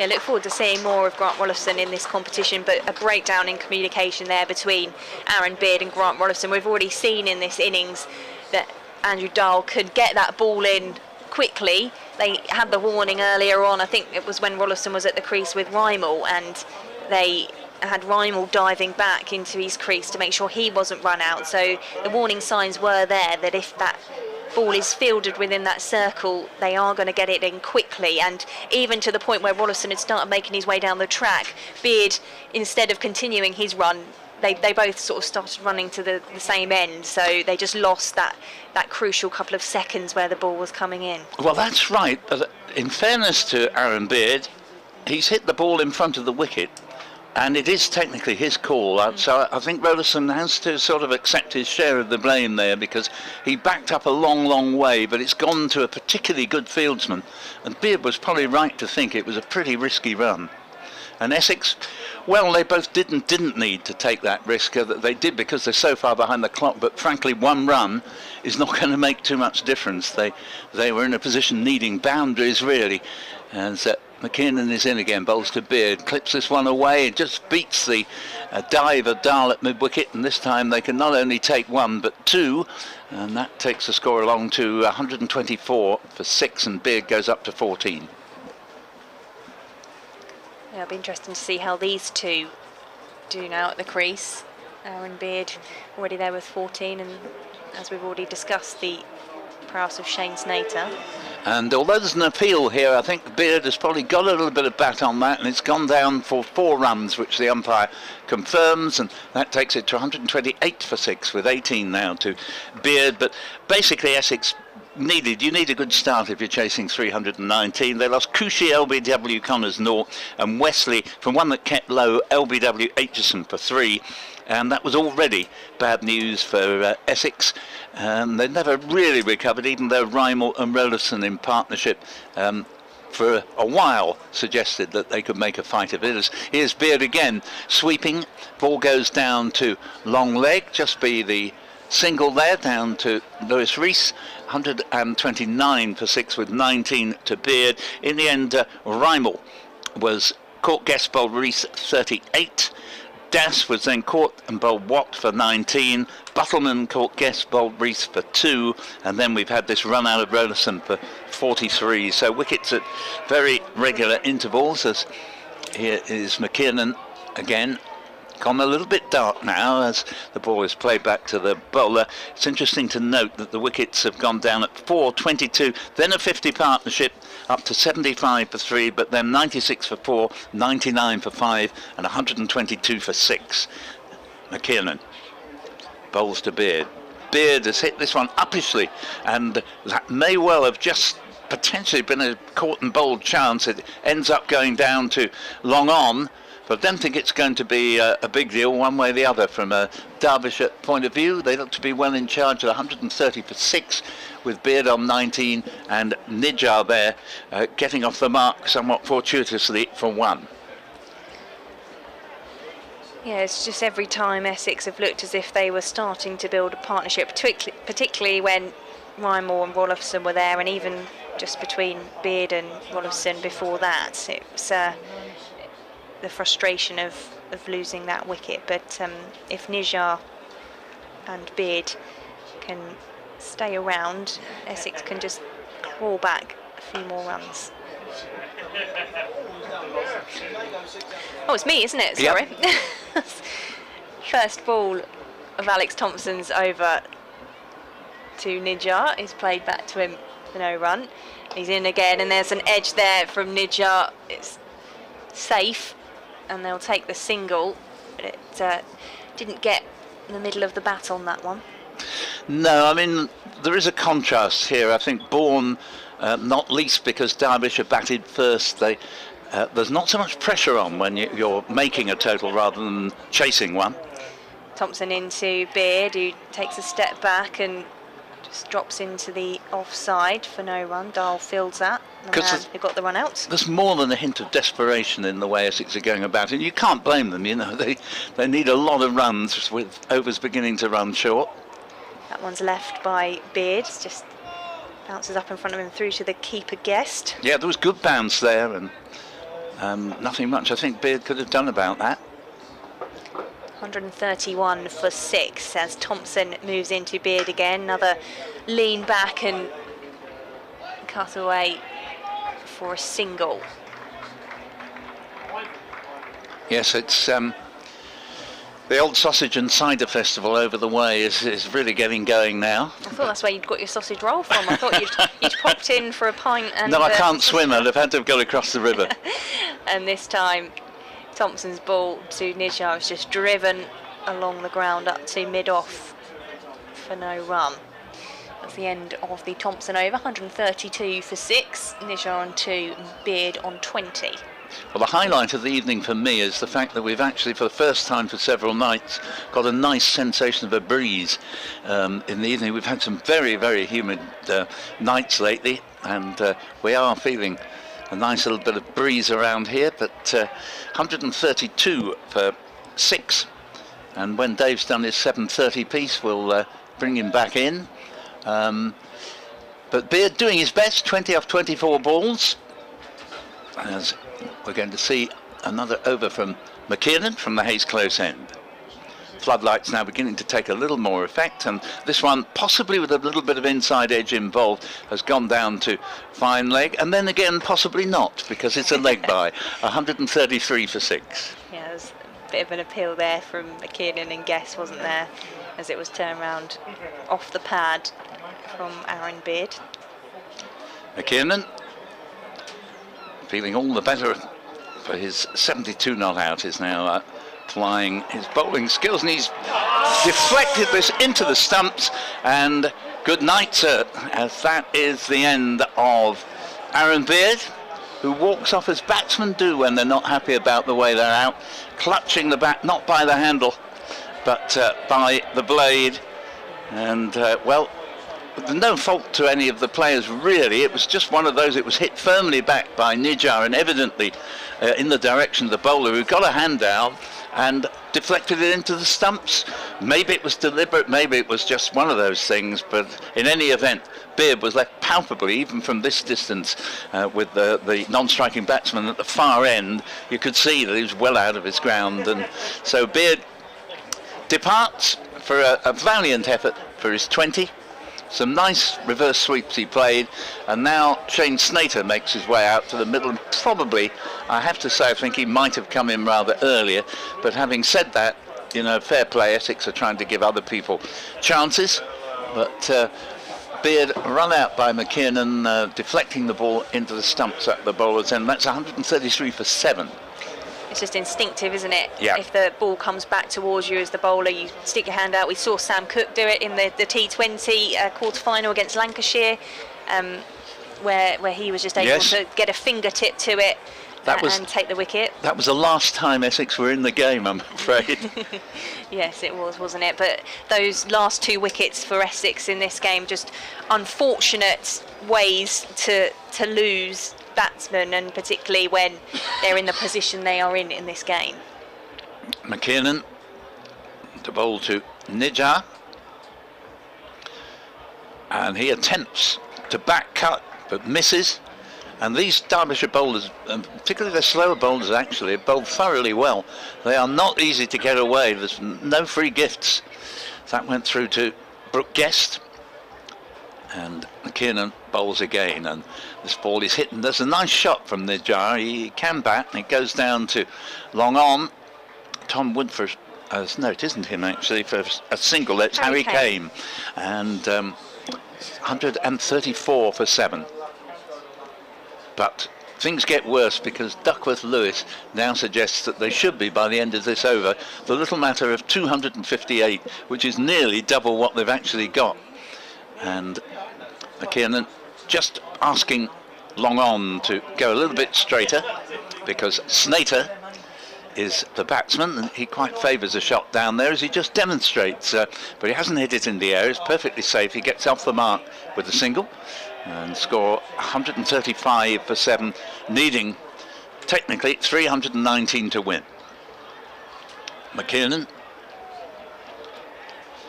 to bowl to Nijar, another right-hand, left-hand partnership, and they think about a single here, but they've learnt the lesson from the run. Yeah, from the runner. It's again a good piece of fielding by Anuj Dal, and you don't take risks to him if you've got your head screwed on. So dot ball ends the over, and 135 for 7 in 29 overs. Not only is it the early wickets that will have cost Essex here, but do you feel they could have done more with the ball to limit that score that Derbyshire managed to get in the end? They really accelerated towards the end of their innings, didn't they? They did, and I think the answer's got to be yes, because if we look at some of the bowling figures, you know, they were pretty expensive. Aaron Beard in particular went a long way. Thompson from the river end, that's turned into the onside from Shane Snater, takes a single. Let's just put a bit of flesh on the bones there. Porter bowled well, 10 overs, none for 37, but Beard, 84 off his 8 overs. He's just not had a happy game here. Snater 2 for 68 off 9, Nijar 2 for 49 off 10, that's good. Wesley 1 for 38 off 8, that's good. And Richards not disgraced either on his debut, 1 for 38 off 5. It's a drive from Nijar off the second ball of Thompson's over. They're coming back for 2, and they are home.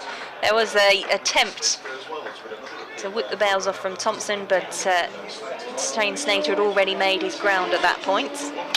Well, I'll put it this way. I think if, you know, they had television cameras here, I think they might review that one at the very least. It was touch and go. Thompson into Nijar on the back foot, drives that one up to that dangerous man Dow, who we've seen field so well in this innings. So at the end of this over, Thompson to Nijar, drives uppishly, which will be fielded by the captain Billy Godalman, who is at mid-off. Yeah, at the end of this over, Dave Fletcher will come back in and join Paul. I'll go off. I might tuck into that lemon drizzle can, I think. It's getting to that point. Desperate times as Thompson is in to Nijar, keeps his back foot grounded as the ball comes through to Guest, the wicket keeper. Essex 138 for 7. Derbyshire are winning every trick, aren't they now? Every little thing is going their way. But and when I say that, they're making them go their way because they're full of confidence. They've earned this position in the game. Thompson to Nijar, who tries to cut that one away. He doesn't get anything on it, so end of the over, 3 off of it. Essex 138 for 7, Snater on 2, Nijar on 5, and I will leave you, and Dave Fletcher will come back in. Thank you very much, Victoria. And Dave Fletcher champing at the bit to call Derbyshire home here. And you know, I think when I heard Dave with the air of resignation 3 days ago, as Glamorgan only faced 111, I think it was, to win, and now no such problem. The worm has turned and they're well on top here, Dave. Yeah, certainly are, Paul, no question about it. It's theirs to lose. Matty McKiernan from the Hayes close end. There's a huge swing and a miss from Snater. Every ball, it appears, has to go out of the ground now, which it doesn't. There's still plenty of time, 20 overs in which to get 181. The 7 wickets is a bit of a problem for Essex. There's McKiernan in again. Snater this time does connect, and that'll be 6 out towards the mid-wicket boundary. And it's cleared the roof of the small stand out there and gone out of the ground. I think we're going to need a new ball. Nice shot from Snater, who moves on to 8. Essex up to 144 for 7. And some late defiance. And look who's bringing the balls out. It's Mickey Arthur. Brings the box of balls out for Lewis Rees to hand on to Nigel Long with 2 L's. He'll pick one that is approximately, where's the overs there? We are approximately 15, 16 overs old. Goodness knows how they know that. It's not Mickey Arthur at all. It's Darren Smith, beg your pardon, the head of Pathway, who's down here helping with the coaching side of things and the organisational side of things. And with the balls. And with the balls. Yeah, no, it's been a very, very good day this for Derbyshire. I think we might see a little bit of a riposte from Snater, as we've seen. Can hit it a long way, but it's hard to think he can do well enough to get Essex back into this game. There's some late defiance. He's waiting now. The new ball has been delivered to Matty McKiernan, who bowls to Snater, who goes for the big swing and a miss, and he manages to keep his back foot firmly behind the line, and as is customary with Brooke Guest, he destroys the stumps. There's nothing subtle about his glove work. No, but he leaves the batsman in no doubt that he's ready if they should stray out of their ground. He's had a terrific day, hasn't he? Just yes, I've been offered him to speak to after the game. I think I'll accept. He waits, crouches down behind the stumps. McKiernan bowls, and that one is turned into the leg side off a pad, I think, but no run, because around from behind the stumps comes Guest to do the fielding. And amongst his many virtues, he's a jack in the box there, all the energy in the world, in spite of his earlier long innings. To scamper after that, make sure they couldn't steal a single. I don't know where he gets his, well, I do know where he gets his fitness from. He works very hard on it, obviously, but McKiernan is in, and that one beats the bat. Has it taken the edge? Well, Brooke Guest seemed to think so, but nobody else did. The crowd certainly did, and they're going to give him a bit of stick now. Snater remains on 8. There's a chat with Brooke Guest then. What were you appealing for there?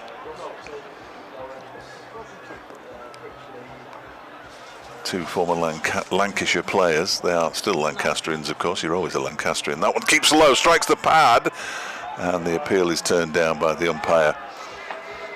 Yeah, I think Russell Warren just turned a little bit and would have gone by leg stump. So an over that cost just cost 6 runs, 1 blow. The rest of them were dot balls. It beat the bat. It did all sorts. Yeah. Derbyshire will be happy. Essex 144 for 7. He recovered well from the indignity of being hit for 6 by just pulling his length back a little bit. Didn't really give Snater anything to feed off. And these slower bowlers that Derbyshire have used have done a very, very good job. Yeah, absolutely. Absolutely. I think it's almost an occupational hazard, isn't it, as a spinner in any form of white ball cricket from 50 all the way down. You're occasionally going to get hit for a 6 here and there. Oh yeah, Simon Harmer does it. Alex Thompson's in and bowls, and this ball is played back down the pitch, and there is no run. And 144 for 7. Essex with Snater on 8, Nijar on 5.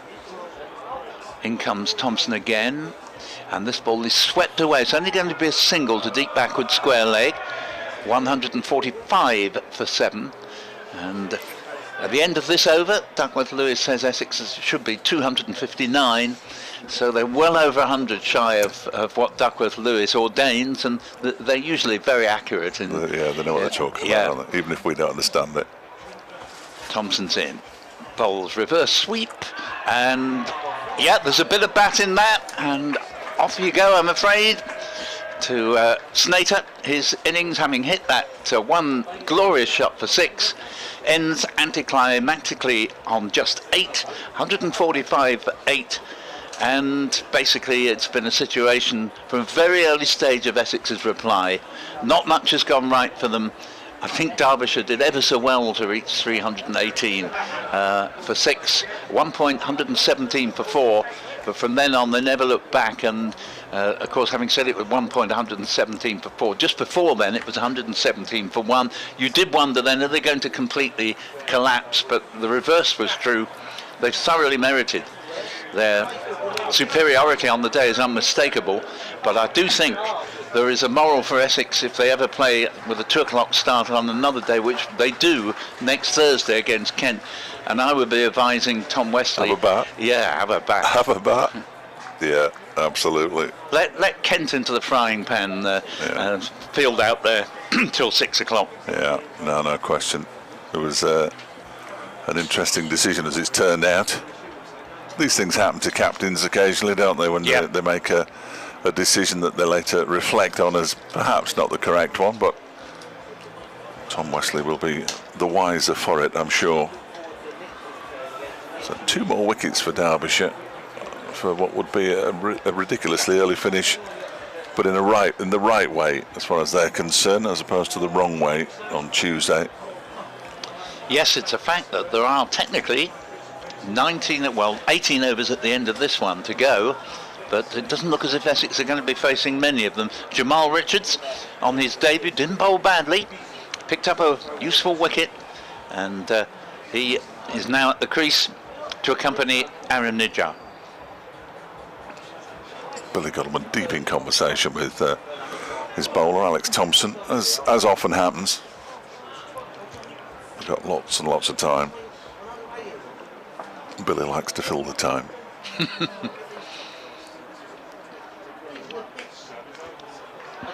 Thompson bowls to Jamal Richards, who gets off the mark with the first ball that he faces. A very nice looking drive backward of square on the offside. Well, it was a better shot than many we've seen in the very nice shot, particularly against the slower bowlers. Brings Aaron Nijjar on to strike. Left-hander, slip in place. Thompson bowls to him and he clips it into the leg side. Tom Wood comes racing in off the boundary, picks up one-handed and throws in to make sure they don't come back for a second. Excellent work from Wood, who continues to get stick despite the fact it was McKinnon who did the misfield earlier on. I don't think Wood has put a foot wrong out there on the boundary since he was deployed. Thompson in again. Bowls to Richards, who defends. Pushes it straight back down the pitch to Thompson. It's the end of the off-spinners over. 4 overs, 1 for 12 to Thompson. Essex 147 for 8. They need a further 172 to win. That feels unlikely. And 1 or 2 of the spectators have decided that it's not going to happen, and they're on their way to enjoy the rest of their Friday evening with 18 overs to go. Yeah, maybe a few of them will find their way over to the Sausage and Cider Festival next door, but I rather doubt that, actually. You don't think? Just Jamie Porter to come when the next wicket falls, and he always will give it whatever he's got. He'll try and score whatever runs he can, but Derbyshire beyond recall here, and they'll thoroughly deserve the victory, as we see the start of a new over as this ball is dabbed into the offside. They've taken 1 run. Mark Watt back into the attack at the Hayes close end, scored to 148 for 8, and this the 33rd over. Yeah, the only spinner who hasn't got a wicket is Matty McKinnon, but he's helped with the 2 run-outs. One was a fairly straightforward removal of the bails. The other one was a deflection from a fairly well-struck shot from Aaron Nijjar. Watt coming round the wicket to the right-hander here. Richards, who plays quite stylishly and looks as if he's batted reasonably before as he plays it out to Anil Dal, and that is Anuj Dal, I should have said. Here's the next delivery, shorter, flatter, and Richards backs away to try and back cut, plays and misses. Brooke Guest throws the ball up, but no hint of an edge there.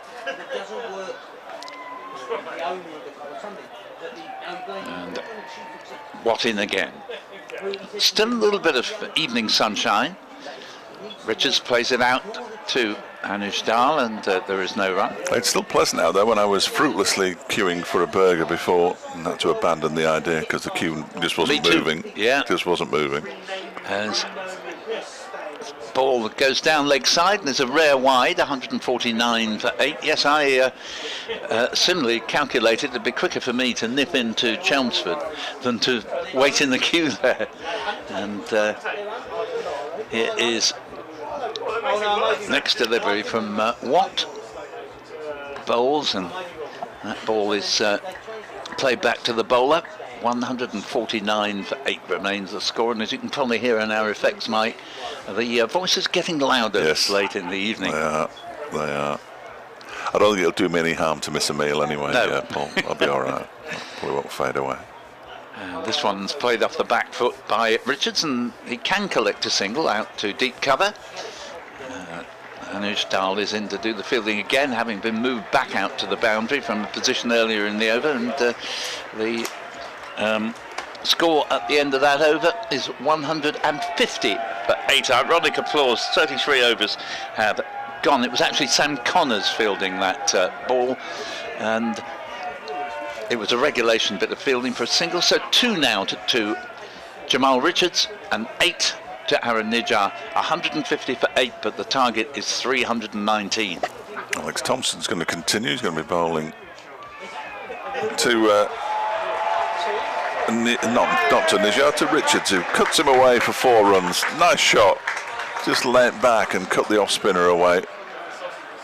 Yeah, I mean he looks like he's been nicely. coached. Yeah, shapes up nicely, doesn't he? Moves on to 6. Essex 254 for 8.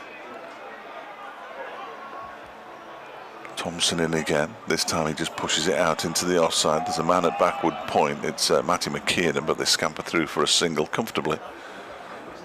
Well, Graham Gooch would approve of that. Boundary single.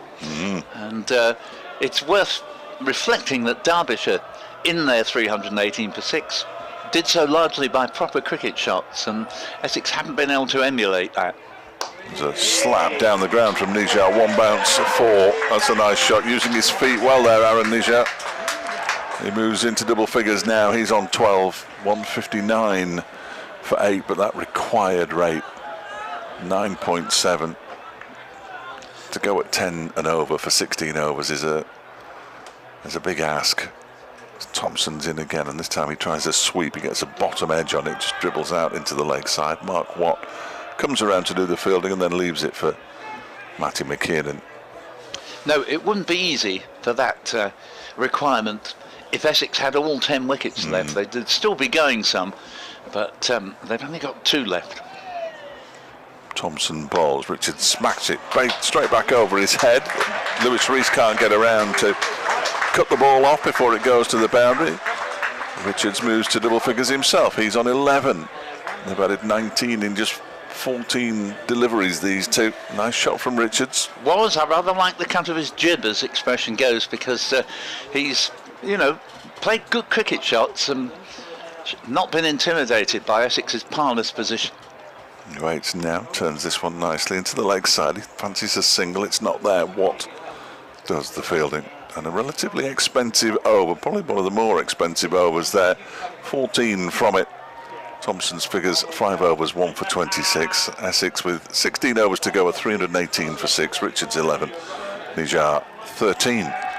Yep, and it's one of the very, very few overs where Essex have got a double-figured number of runs off it. There was that over where Josh Rymel twice got an inside edge and picked up 2 rather fortuitous boundaries. That one went for double figures, but I can't think of any others off the top of my head. Derbyshire have bowled very well indeed. They've done everything very well today.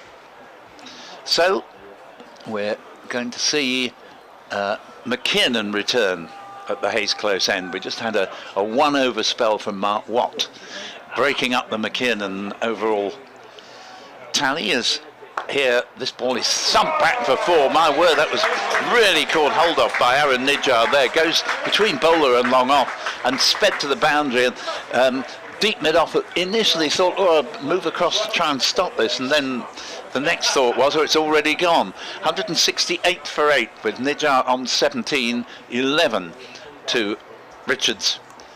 And these two proving that you can make runs out there. As McKinnon's in bowls, and that's down leg side. Must have just flicked the pad there, because that would have been a wide, I'm sure, if it hadn't. Didn't see it do so, but clearly it must have done, at least in the view of umpire Russell Warren. As here, the next delivery is played back cut here by Nijar, and that's going out for a single. Man on the boundary there, 169 for 8. Nijar moves up to 18. The crowd still haven't twigged he's bowling now, Matty McKinnon, but still Tom Wood gets the jeers. He'd be loving it down there, would he? Yes, he'd be saying, what on earth have I done wrong? Yes, it hasn't been... He's the one Derbyshire player really amongst the batsmen who missed out, but that happens. Didn't affect Derbyshire's excellent score in the end, 318 for 6. With Brooke Guest outstanding with 88, McKinnon not that far behind him, 72 not out. McKinnon bowls. Richards has clipped this ball. I think it was played into the ground initially, a bump ball, but it bounced just as mid-wicket tried to get hands underneath it anyway. And 169 for 8. McKinnon with the ground. So many shadows now, but the actual pitch is in glorious technicolor from the sun, as this next ball is nicely played as Richards backs away to make room for this back cut, goes down to deep backward point, and they can complete formality of a second run there. Sam Connors does the fielding. 171 for 8. We're in the 35th over. Paul Newton here with Dave Fletcher, Victoria Polly, and our scorer David Jackman for BBC Essex, BBC Radio Derby. McKinnon bowls and played very sensibly by Richards. Out to Anuj Dal, get his name right in a moment, Anuj Dal, and he's looked very, very sharp in the field. 171 for 8 in 35 overs, target 319, 148 runs away with 15 overs to go. But these two certainly have done what they should do, really, and just to take advantage of kind of like a free innings. Yeah, stay out there as long as you can. Enjoy yourself. Pick up a few boundaries. Mark Watt's going to come on from the river end, having bowled his previous over from the Hayes close end. It'll be his 8th over in total, 1 for 33. And he's going to be bowling to Aaron Nijar over the wicket. Bowls, now he's slapped out towards the extra cover boundary for 4. Just to the right of Billy Godleman, who was in at extra cover. Barely moved a muscle, it was hit so hard. He does hit the ball hard, doesn't he? He does, and I was mentioning earlier the match-winning partnership when all seemed lost at Bristol last year. Not that they were facing anything like as intimidating a target as this. Still 144 to win. Well, it's turned into the leg side by Nijar. They're thinking about coming back for the second, but they'll think again as McKinnon gets around to do the fielding. What Nijar will be grateful for is the presence of, so far anyway, of Jamal Richards, sort of showing that he can, you know, hold his end up, and a little bit on top of that as well. Yeah, no question. Lewis Rees has got a smile on his face down at Long On, just down below us. Having a chat with somebody in the crowd, might even still be Darren Smith. Could be absolutely anybody, of course. As around the wicket goes Watt, and it's pushed out back at a square on the offside by Richards, fielded at the second attempt by Alex Thompson. Nijar was very keen to go for a single there, but I think Richards was right to show no interest in replying. Long off going back as well now, Ben Aitchison. As in goes Watt again, bowls, and Richards punches the ball, second bounce down towards Long On where Lewis Rees fields. Picks up another single, moves to 14, 177 for 8. Well, I've seen far worse number 10s than Jamal Richards here. Done well.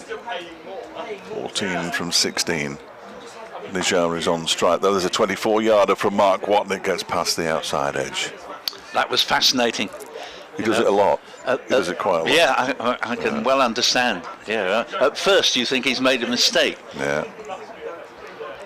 He comes in again, this time 22 yards, and it's driven along the ground out towards Ben Aitchison. They'll pick up another single. That will complete the over. 178 for 8. Richards 14, Nijar 24. They've added 33 off 27 deliveries. Essex need 141 to win off 14 overs, which is round about 10 and over. He did it because he's been at Derbyshire before in the past, and he used to do it then. And he didn't start doing it. He did it in the World Cup, the T20 World Cup out in the Middle East. And the commentators couldn't believe what they were seeing. But if they'd actually watched these cricketers away from the international scene, they'd know, because he's always done it. Yeah. This, I can tell you, is the second highest partnership of the innings. Wow. It's only 31, but it's enabled Essex's score to look more respectable than would have otherwise been the case. McKinnon's in, Bolston Nijar single down to long on. That takes it to 179 for 8. Nijar up to 25. Richards on 14. And if they could possibly edge the final total up above 200, it would still be a heavy defeat, but would just leave Essex with a little bit more respectability as McKinnon bowls to Richards.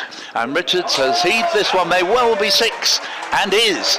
And that's a terrific hit over wide long on. And that one, not quite sure if the gentleman in the crowd actually caught it, but made a valiant effort. Beautiful pickup. And Richards races on to 20. And the score to 185 for 8. Yeah, very nice. That'll cheer him up enormously. Well, he timed it perfectly. No great back lift. He just perfectly executed. Man now put out on that mid-wicket boundary out there. As McKinnon comes in and bowls again to Richards. He has a bit of a flirt with this outside off stump and fails to make contact. It was quite wide. Nicely taken by Brooke Guest. McKinnon preparing to come in again. Bowls, and Richards has clouted this over extra cover. It won't have the carry to go for 6, but it's a 1 bounce 4 over towards the hospitality suites. 189 for 8. He's got 24, and I think you're bound to ask the question if you were a stranger, excuse me Essex, shouldn't this chap have been batting a bit higher up the order? He's an all-rounder. Yeah. He's a genuine all-rounder. He's played some splendid shots. I mean, there was nobody out there, so the fact it was in the air was as safe as houses. And he's taken a bit of a liking to McKinnon's bowling. Matty McKinnon, who's had a very good match here with his 72 not out, bowls again, and this ball all along the ground, and it would have gone for 4. It's a lovely stop on the edge of the circle, or that would have been 4 more. I think that's Godalman there, is it? And so he keeps the bowling. Both the batsmen now have 25. He's caught Nijar up, and Essex at the end of the over 190 for 8, and that is the completion of 37 overs. Well, it will be after this delivery, Paul. Ah, yes. One more to come, in fact. I was confused by the switching over of the field. But I had to do something to cheer Dave up, you know. You can't be enjoying this partnership at all. I love it. And well, the amount of times I've done that. McKinnon's in. Bowls to Nijar, who goes on the sweep. It's a wide. 191 for 8. Still not the end of the over. No, thanks for saving me further embarrassment. It's the over that keeps on giving. Yeah, it has been a good over from Essex point of view.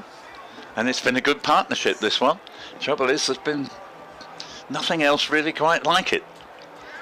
McKinnon in to bowl to Nijar, who's clouted this ball away. It's going to be at least 4, and 4 it will be, as it goes 1 bounce into the boundary boards at wide long off. 195 for 8 now. I promise you this is true this time. It is the end of the over. Nijar regains the lead, 29 to Richards 25, and that's a 50 partnership. The second of the Essex innings. The other one was for the 3rd wicket between Rymel and Rollison. And 195 for 8, another 124 needed off 13 overs. But it does have to be said, were they by some unlikely chance to keep going the way they have in the last 2 or 3 overs, well, they might get quite close. Yeah, no, absolutely, absolutely. Excuse me, Derbyshire bringing the enforcer, or one of them, the enforcers, back on. As the clock ticks around to 8 o'clock, it's going to be Ben Aitchison, who bowled quite nicely from the river end earlier. 6 overs, 1 for 17. How will he bowl to 2 of the lower order batsmen who are proving to be something of an obstacle. They still need 124 more runs from 13 overs, but who's going to set off now is Aitchison. Richards on 25 waits, and he slaps him out to the cover boundary where it's fielded by Tom Wood. Perfectly fine piece of fielding. Single taken off the first ball. 196 for 8. And he's only born in 2004, Jamal Richards, so he's just 18 years of age and plays with considerable authority. I think, to be fair, a little bit of the intensity had gone out of the Derbyshire bowling. Not that they bowled badly, but since this partnership came together, they've probably relaxed just a little. There's Aitchison in again, but also Nijaru cuts, but nicely fielded on the edge of the circle at backward point by Matty McKeon, and no run. Nice shot, good bit of fielding. 4 runs if it had just been a yard or so finer. Yes, there's a man down at third man, but he wouldn't have got around. I think that's Alex Thompson down there in the deep. It's an Alex Thompson shape. There is Ben Aitchison in and bowls, and there's a swing and a miss from Nijar. Ball goes through to Brooke Guest. Now, he's played very well, Aaron Nijar, but that isn't how he should bat, really, because he premeditated there, and there's just no need for him to do that. He's been doing perfectly well, playing, you know, the ball on its merits, as the Derbyshire batsmen did in their turn. Aitchison's in again. Nijar, it's gone straight up in the air. Brooke Guest is underneath it, and Brooke Guest takes the catch, and Nijar again with an unnecessary shot, really. Brooke Guest takes the catch, and Derbyshire on the brink of victory here as Essex fall to 196 for 9. Aaron Nijar out for 29 off 32 balls. It's been a really nice innings from him, but he perishes, and a second wicket in the innings for Ben Aitchison. As I nip off and do a quick update, and I'll come back and scream down. Thank you to Dave, and well, it was a very good partnership, and Aaron Nijar played very well, and it's a bit harsh to criticise him, but you do wonder sometimes what gets into players when they've been doing very well by one method, and then suddenly they start premeditating, playing as though the next ball is you know, vital to hit it for 6, and just wasn't necessary. We're only in the 38th over. There are 12 more to come, and Jamie Porter makes his way out now. Now, what would be nice for Essex is if Jamie Porter did what he does in Championship cricket and bat obdurately, not look to do anything expansive, for the purpose of seeing how long he can support Jamal Richards, who's made a very, very impressive 26 not out here, just 18 years of age and on his debut. And you'd be very disappointed, bearing in mind his main suit, you would presume, his bowling, was, without being out and out impressive, but very reasonable in the Derbyshire innings. He was a lot less expensive than 1 or 2 of the Essex bowlers who've had a lot more experience. 5 overs, 1 for 38 in white ball cricket. That's no disgrace. And Jamie Porter has made his way to the middle, and will now face Ben Aitchison, and that's a leave outside off stump. Porter certainly isn't one to, he does love batting, even though he's number 11 wherever he plays, but he's, of course, except when he's night watchman, that is, in the Championship, and he's made several very telling contributions for Essex when he's been night watchman. As we hand back to Dave. Aitchison in and bowls, and Porter defends back to the bowler, and there's no run. I've just done a deal with the people back in the studio. I'll just shout the result through to them at the end, and I can nick off and do the post-match interview without hanging around till just gone 9. You know all the tricks. Oh. Despite your youthful appearance. You've got yes. Yeah, you've got to know the tricks in this business. Yep. You get nowhere otherwise. No. Required rate over 10 again. Last pair at the wicket. You don't get far if you do know all the tricks. No, you don't. Certainly, no, you don't.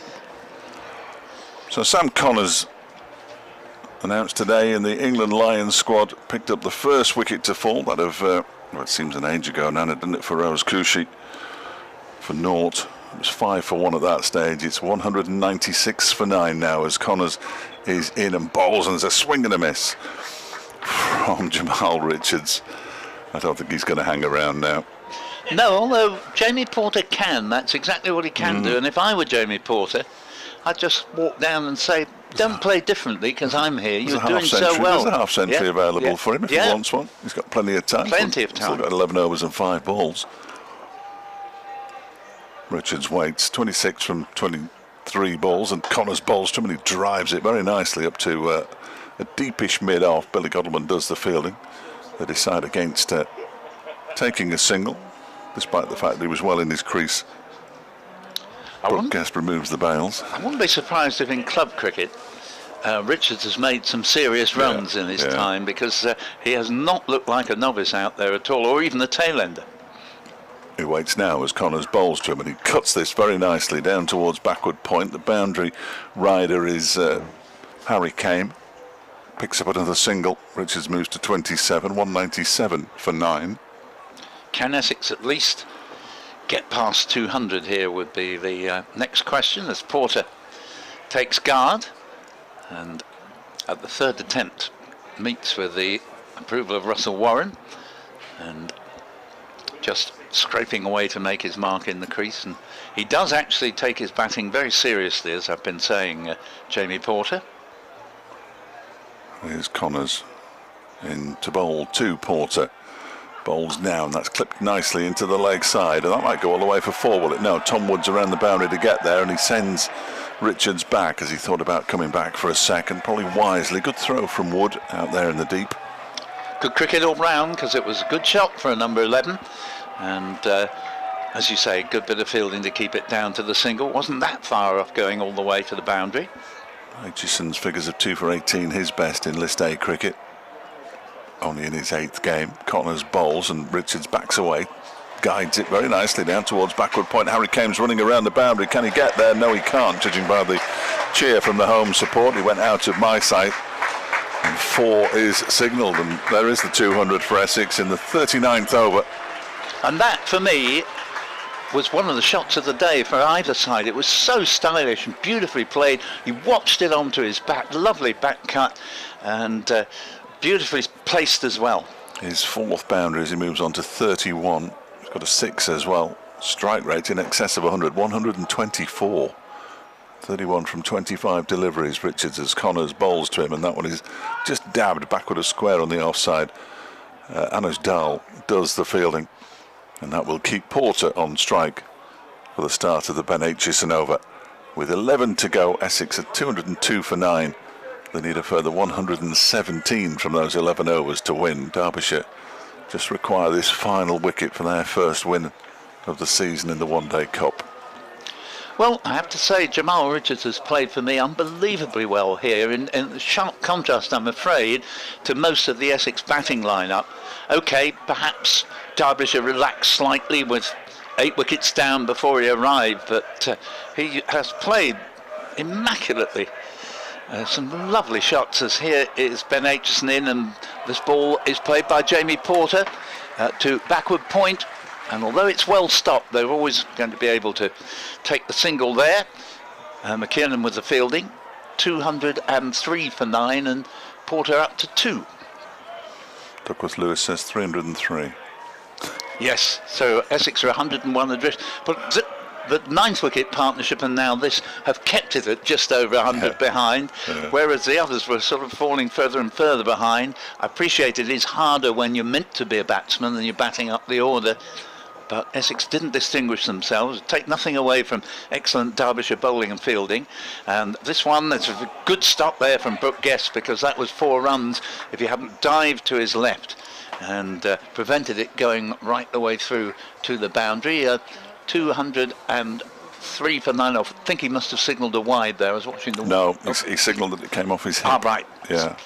As here is Aitchison again, bowling to Jamal Richards. Keeps this down nicely, plays it down to the 3rd man boundary, but it's fielded down there. They probably could have actually got a second, because the fieldsman had to come round it to throw it left-handed, but they didn't. He gets a single. He's 32, and the score 204 for 9. Yeah, Mark Watt down there. Bowls left-handed, bats left-handed, writes right-handed, and plays golf right-handed. Obviously 50-50 each the way. Yeah. And, one thing thinks it's the turn of the left hand here. And here's the next delivery, and that's a bouncer, and Jamie Porter is used to that, because he's a very effective night watchman. And there is no run, 204 for 9. I shall always remember Porter in the Bob Willis Trophy. Essex, overnight, they needed another 34 to grab a crucial first innings lead, which would effectively win them a rain-restricted game. As Porter, nice drive, but it's well stopped by Anuj Dal in the covers. There's no run there, 204 for 9. And Essex was still only 6 down when they got those 34 runs to take the lead. And classic case of his very adept efforts of being a night watchman. As Aitchison bowls to him, and he's fended this one off. Short delivery, but he's not afraid of the ball and gets a single out to mid-wicket and keeps the bowling. Not so sure that Jamal Richards will approve of that, but anyway, 205 for 9 in 40 overs now, so 115 needed in 10, with 9 wickets down, 32 to the very impressive Jamal Richards, and he might even end up top scorer here. Porter has 3. Tom Wood has just been doing some press-ups for the crowd out on the, what is now, the mid-wicket boundary. He's a very fit lad, Tom. With a good sense of humour. He spent a fair few months in the gym as well during his recent time away from cricket. He was telling me, couldn't train with the rest of the squad, couldn't play club cricket, couldn't do anything cricket related. Yes, when you have that sort of situation, you really sort of earn your corn, because it's not much fun when you're out injured. I know he was, yes, he was the one who'd taken an inhaler and suffered a 6-month ban. Didn't get the exemption signed off. Here's Sam Connors. He's bowling to Porter, who drives, but without any real timing, out into the offside, where it's fielded by Ben Aitchison, and there's no run. The required rate, climbing all the time. It's up to 11.5 now. Aitchison's spotted something, so he's run across to Sam Connors to personally hand him the ball. Certainly Essex do have positives to take from the performance here, particularly of Roderson and Richards. Connors bowls, that's driven very nicely by Porter out towards the backward point region, fielded by Harry Kame. And they go through for another single. Porter moves on to 4, 206 for 9.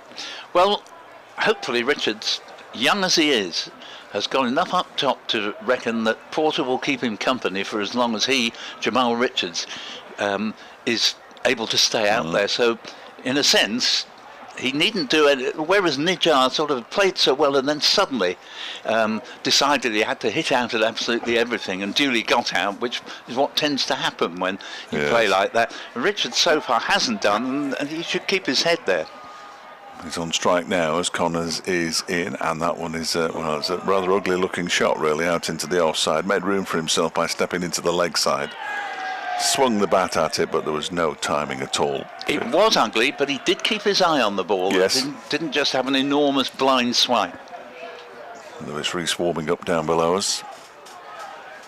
As Derbyshire seek this final wicket to secure their first victory of the season. Here comes Sam Connors in and bowls, and that was a full toss. Misses his Yorker. Richards misses the ball, and it goes through to Brooke Guest. his eyes would probably have lit up at the thought of a juicy full toss that he could hit just about anywhere in the ground. Yes, because he's quite strong in that area through extra cover. And if he gets it through the infield, it's 4 all the way. There's no one on the boundary.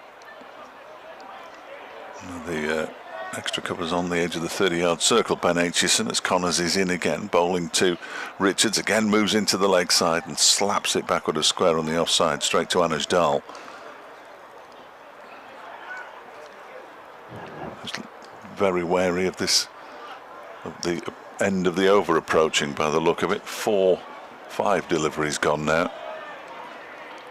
This will be the final ball of Sam Connors' 8th over. 1 for 40 his figures at the moment. He's in and bowls, and that one is just guided backward a square. Dahl will not have a shy at the stumps as he does the fielding, and Richards keeps the strike. He moves on to 33. End of the over. 207 for 9. 9 overs to go. 112 to win for the home side. 1 wicket for Derbyshire, and it will be Lewis Rees, who's already picked up 1 wicket, 2 wickets, I beg his pardon. He will come back to see if he can claim a 3rd to add to his half-century in the Derbyshire innings and finish the game. Yes, he's had a very satisfactory day. Getting rid of Josh Rymel for 38, and then Buttleman for 2. And that 52 that he made was very important because although everything has eventually come up roses for Derbyshire, but when they started, they're bound to have been a little bit anxious after being bowled out so cheaply on Tuesday. So Lewis Rees from the River End, as the floodlights take increasing effect, is in and bowls to Richards, who plays a defensive shot, and out to Anuj Dal, who's certainly earned his corn in the field today. Looked good with the bat as well until he was out. 207 for 9. No, it's been a really good comeback from what happened on Tuesday. 6 for 3. Game over against Glamorgan. Rees to bowl to Jamal Richards. And he's hit this quite violently down to long on. And there was actually a slight fumble there from Aitchison. I'm not that surprised it was travelling, but it's 1 run. And the batsmen weren't really on the qui-vive to look for a potential second. 33 now to Richards, 208 for 9, and he has actually continued to play very sensibly, Richards, in this last wicket partnership with Porter, who's on 4. Rees bowls to Porter. Porter, very pleasant cover drive, picks up a single. 209 for 9, and 5 to Porter. 34 to Richards, coming back into strike. Tough place to field, just down below us where the field is at its worst, really. Yes. So yeah. Aitchison just got his body behind the previous ball and made sure it didn't go past him. Yes, very worn patches because of the incredible summer we're having. Richards prepares to face the next Rees delivery. Oh, he's hit this one now. It's gone a long way in the air. It should be caught, but it's actually misjudged. The fieldsman thought it was going to carry a lot further than it actually did, and Richards gets away with one there. A single taken, 35 to him, 210 for 9, and that was Sam Connors there, who for a long time stayed right out near the boundary and realised too late that he'd got about 10 yards to make and couldn't quite get to it. I think he thought it was going to be Harry Kame's catch. Yeah, it could initially. well be. But it was definitely Sam Connors. Rees to bowl to Jamie Porter. Porter drives, picks up a single to deep cover. Last 4 balls have all gone for singles. 211 for 9. And so 1 ball left of this over, and perhaps Victoria would like to come in. I've been waiting, thinking perhaps it's not worth handing over, but maybe they're here for the long haul. Could be here for the duration. Yeah. So we'll bring Victoria back unless there's a wicket this ball. 211 for 9 as Rees is in bowls, and well, not what Richards was aiming for there. Rather desperate effort. He was looking to hit that a long way. Comes off the bottom of the bat, which he now examines. Single, 212 for 9 with Richards on 36. 6 to Porter. Over to you, Dave, and you'll be joined by Victoria. Thank you, Paul. Yeah, 108 to win at 13 runs and over, so it remains very unlikely that Essex are going to get the runs they require with just the 1 wicket remaining. And they've now turned Derbyshire to Mark Watt again. Swapping and changing his bowlers here, Billy Godleman, in an attempt to finish off this Essex innings sooner rather than later.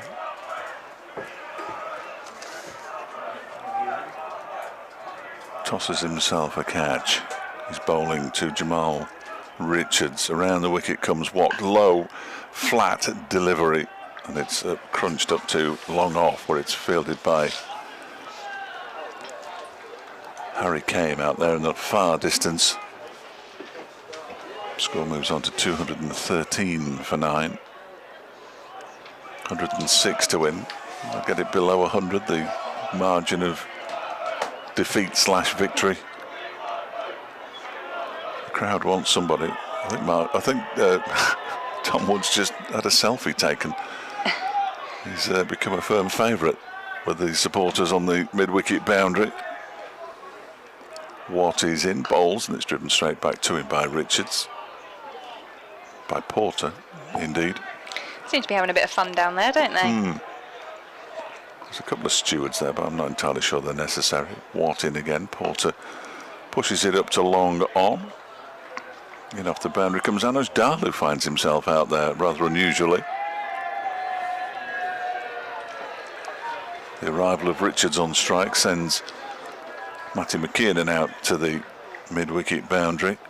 So 2 on that side. This is lofted and he's smashed it for 6 as Richards. That's a glorious shot. Absolutely glorious. Got hold of every last bit of that delivery from Mark Watt. Out towards the mid-wicket boundary for 6. And he moves into the 40s on debut. 43 from 38. Essex 220 for 9. Only need 99 to win now. Well, what a bright spot for Essex Jamal Richards has been. We were expecting it perhaps with the ball. He got 1 wicket, but with the bat, my word, coming in at number 10. 43 not out, I beg your pardon. Yes, up there, Grant Rollison was run out on 43, so he could well overtake him here in the top scorer of the day stakes. It's costing them a few quid though. That's another ball they're going to have to use. Come out of his wages. 220 for 9. Watt is in again, and it's a full toss that's driven down the ground towards Harry Kame at long off. 9 off the over so far. They need 14 and over, sadly. I think it's been really good to see that they've made a good fist of it from the position they were in. Quicker delivery from Watt that time. Bales removed by Brooke Guest as the ball goes past the stumps. It was left alone by Porter. End of the over. 221 for 9. What do they want? I think they want Wood. Ah, so Tom's very popular out there. Yeah, having initially been taking a bit of stick, I think, for McKiernan's misfield. Yes, exactly. He's become a cult hero thanks to Matty McKiernan. I think he's enjoying just spending time chatting with the crowd down there. He's not being called into action much. Lewis Rees from the River End for Derbyshire. Jamal Richards on strike for Essex on the back foot. Plays that one into the offside, no run. He's hit 2 6s and 4 4s during his 43. And lovely cricket shots in there from Jamal Richards, and a useful partnership as well with Aaron Nijjar, who was out for 29. Here comes Rees into Richards again. It's up in the air. Is this one going to be caught? No, it's going to drop just short of the long on boundary single to Jamal Richards. Yeah, I think Ben Aitchison was interested momentarily in that one, but landed a good few yards in front of him in the end. I think we might be about to lose the scoreboard on our screen as Rees is into Porter, who's on strike for Essex. Clips that one away into the onside. Takes the single, fielded by Sam Connors.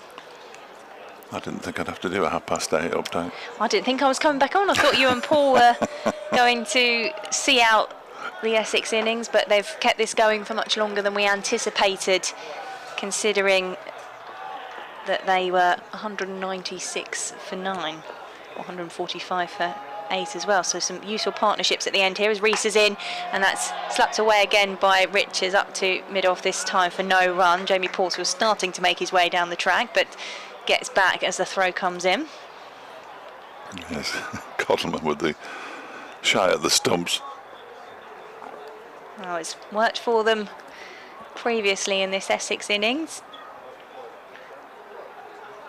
As Rees turns on his mark and is in to Richards. Richards drives that one away. Godalman will field again for Derbyshire. This time there's a single for Richards, who moves on to 46 off 43 balls. Jamie Porter supporting him with 8 off 15. Essex 224 for 9. And there's one ball of this Lewis Rees over remaining, the 44th of the Essex innings. Rees into Porter. Over the wicket, and then just played off the feet by Porter up to mid-on for a single. And that's the end of the over, 225 for 9. Yeah, he was looking for the Yorker there. Lewis Rees missed it, turned into a full toss. Fairly comfortably played by Porter, who retains the strike for the Mark Watt over. I'm saying second ball will be a 24-yarder. I'm going 225 for 9. Porter on 9. Richards at the non-striker's end on 46. Watt comes in around the wicket and bowls to Porter, who drives very pleasantly up to long off. It brings Richards back on to strike, just one blow away from a half century on debut. And he certainly deserves it. 43 deliveries he's faced. Watt is in, bowls to him, and he goes for the big one straight down the ground. Has it got enough on it? Anashdal's underneath it, and Anashdal takes the catch. He's not going to get a half century, and Derbyshire win by 92 runs. Their first victory of the season in the competition. It's a real shame for Jamal Richards, who ends on 46. A real shame, because he thoroughly deserved what would have been a half century on debut. But hats off to the Derbyshire batsmen initially, and the bowlers. 2 wickets for Ben Aitchison and Lewis Rees.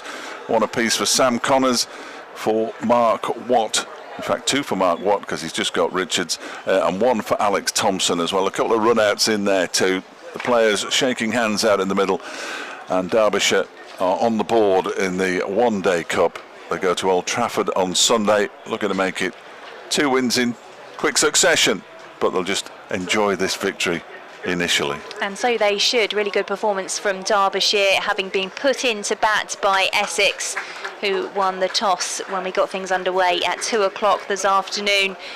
And they had a really good start with Billy Godalman and Lewis Rees getting runs on the board. The highlights for them: Brooke Guest with 88, and then Matty McKinnon not out 72. They really accelerated towards the end of their innings to put 318 on the board. But for Essex, they lost early wickets. Rose Cushy going without score. LBW, the captain Tom Wesley as well, going for 3. And you feel that Essex's perhaps inexperience showed there with those wickets that they lost.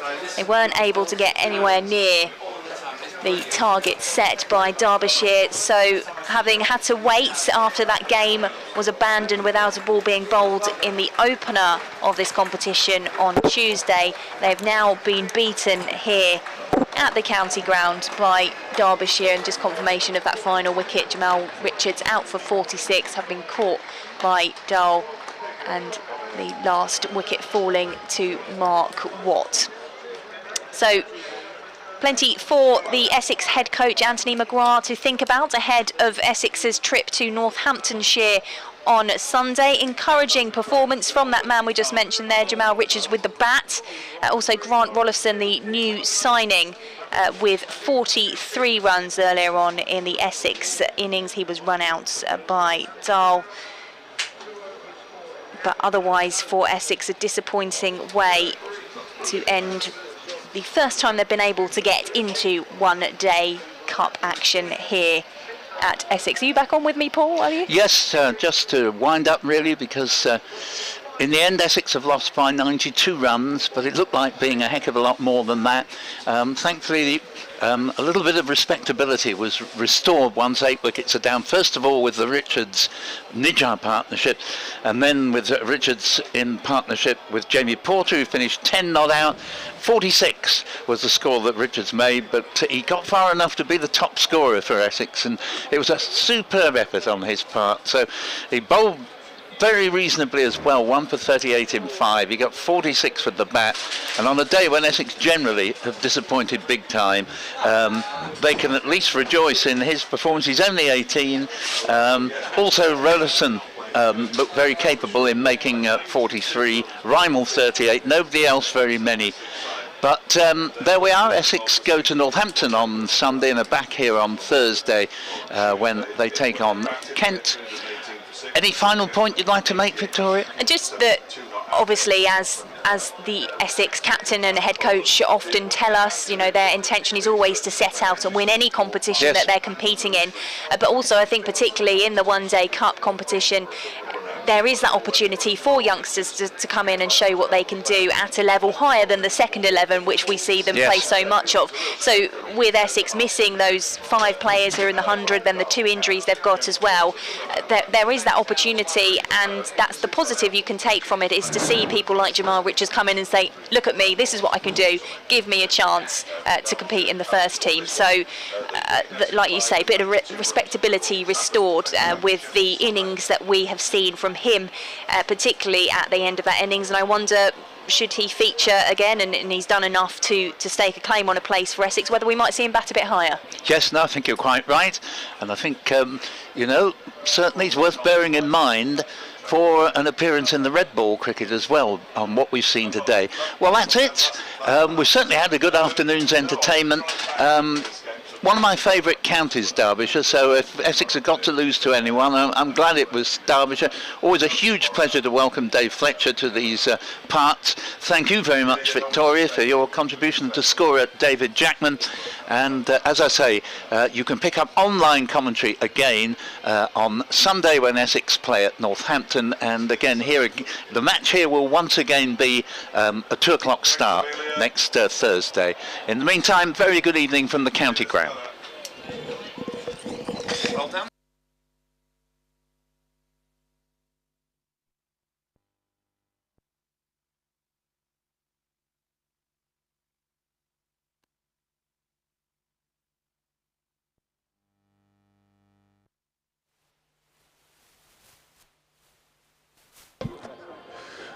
Well, a disappointing result, but some good performances in there, and delighted to announce that today's Ambassador Cruise Line Eagles player of the match is one of our newbies, number 2, Grant Rollifson. So we're going to invite Phil Gardner and guests from Ambassador Cruise Line to have their photos with Grant.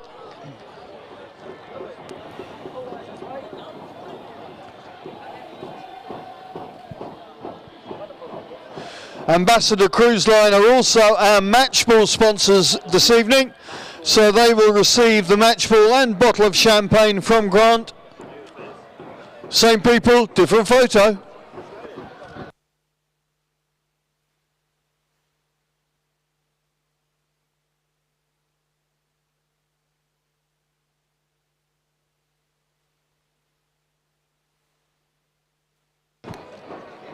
So Grant with the final picture. Big thanks to Ambassador Cruise Line for their involvement and support for the Essex Eagles. Thank you for your support as well, of course, for today.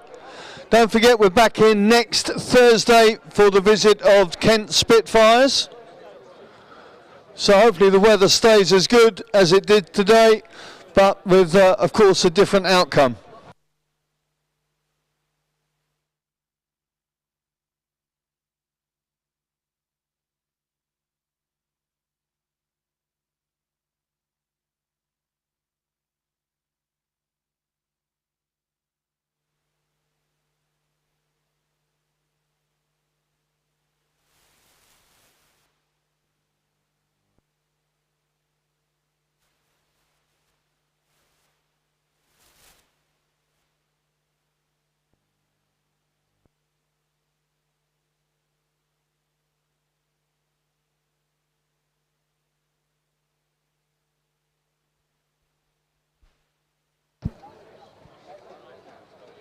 Okay, whenever you're happy. Well, I'm here with our Ambassador Cruise Line Eagles player of the match, Grant Rolifson. Grant, a difficult day at the office, especially for the new boys. Yeah, definitely. Felt like we were probably outplayed a little bit by Derbyshire today. But I suppose one of those days, put it behind us, move forward to Sunday. Everything seems to have happened so fast for you, doesn't it? Just give us a brief timeline of how you're here. You know, you've been playing for Billericay in the Essex League, and now here you are playing for the Eagles in the Royal London Cup. Yeah, minding my own business in Billericay. Got the call to play a bit of twos cricket. Did quite nicely for the second team, which was good, and carried on playing club cricket and got a call a couple of days ago saying I'd be involved. So a bit of a rush, but I mean that's part of the job. You've been averaging above 100 for Billericay, I know, and indeed for those 3 appearances for the twos, I think you've been averaging over 60. So you seem to have acclimatised to English conditions fairly quickly. Yeah, been a good summer for in terms of runs. But yeah, I suppose if you get those sort of summers, try and run with it, try and ride the wave a little bit. What's been the biggest challenge for you coming to different surroundings, a different country? I think that's probably it. Different surroundings, different country. Not a massive culture shock, but it is a different culture at the end of the day. So those are all part and parcel of the challenges. Being away from home, all those sorts of things. But that's part of the job, and that's probably the best part of the job, to be fair. We've had some great South Africans here. My mind goes back to the likes of Kenny McEwen, of course Simon Armour at the moment. How excited were you to be able to get this opportunity to play domestic cricket here in England? Yeah, massive.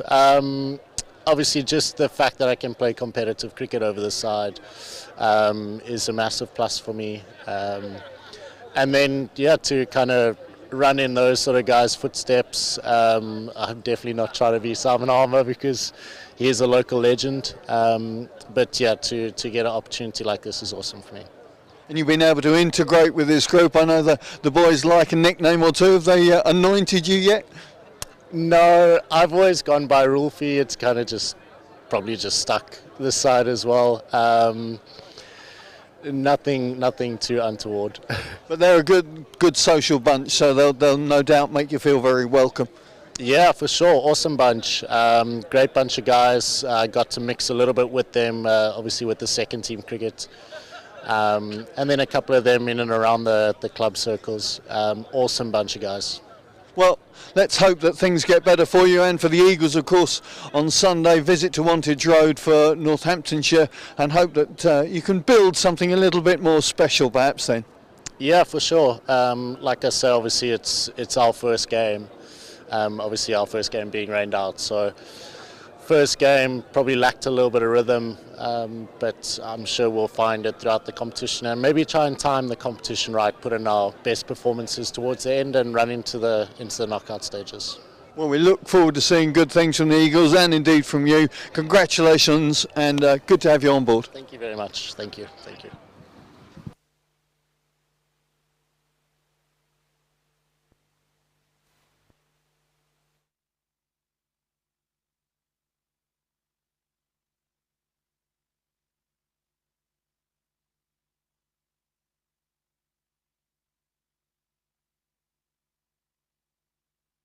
Thank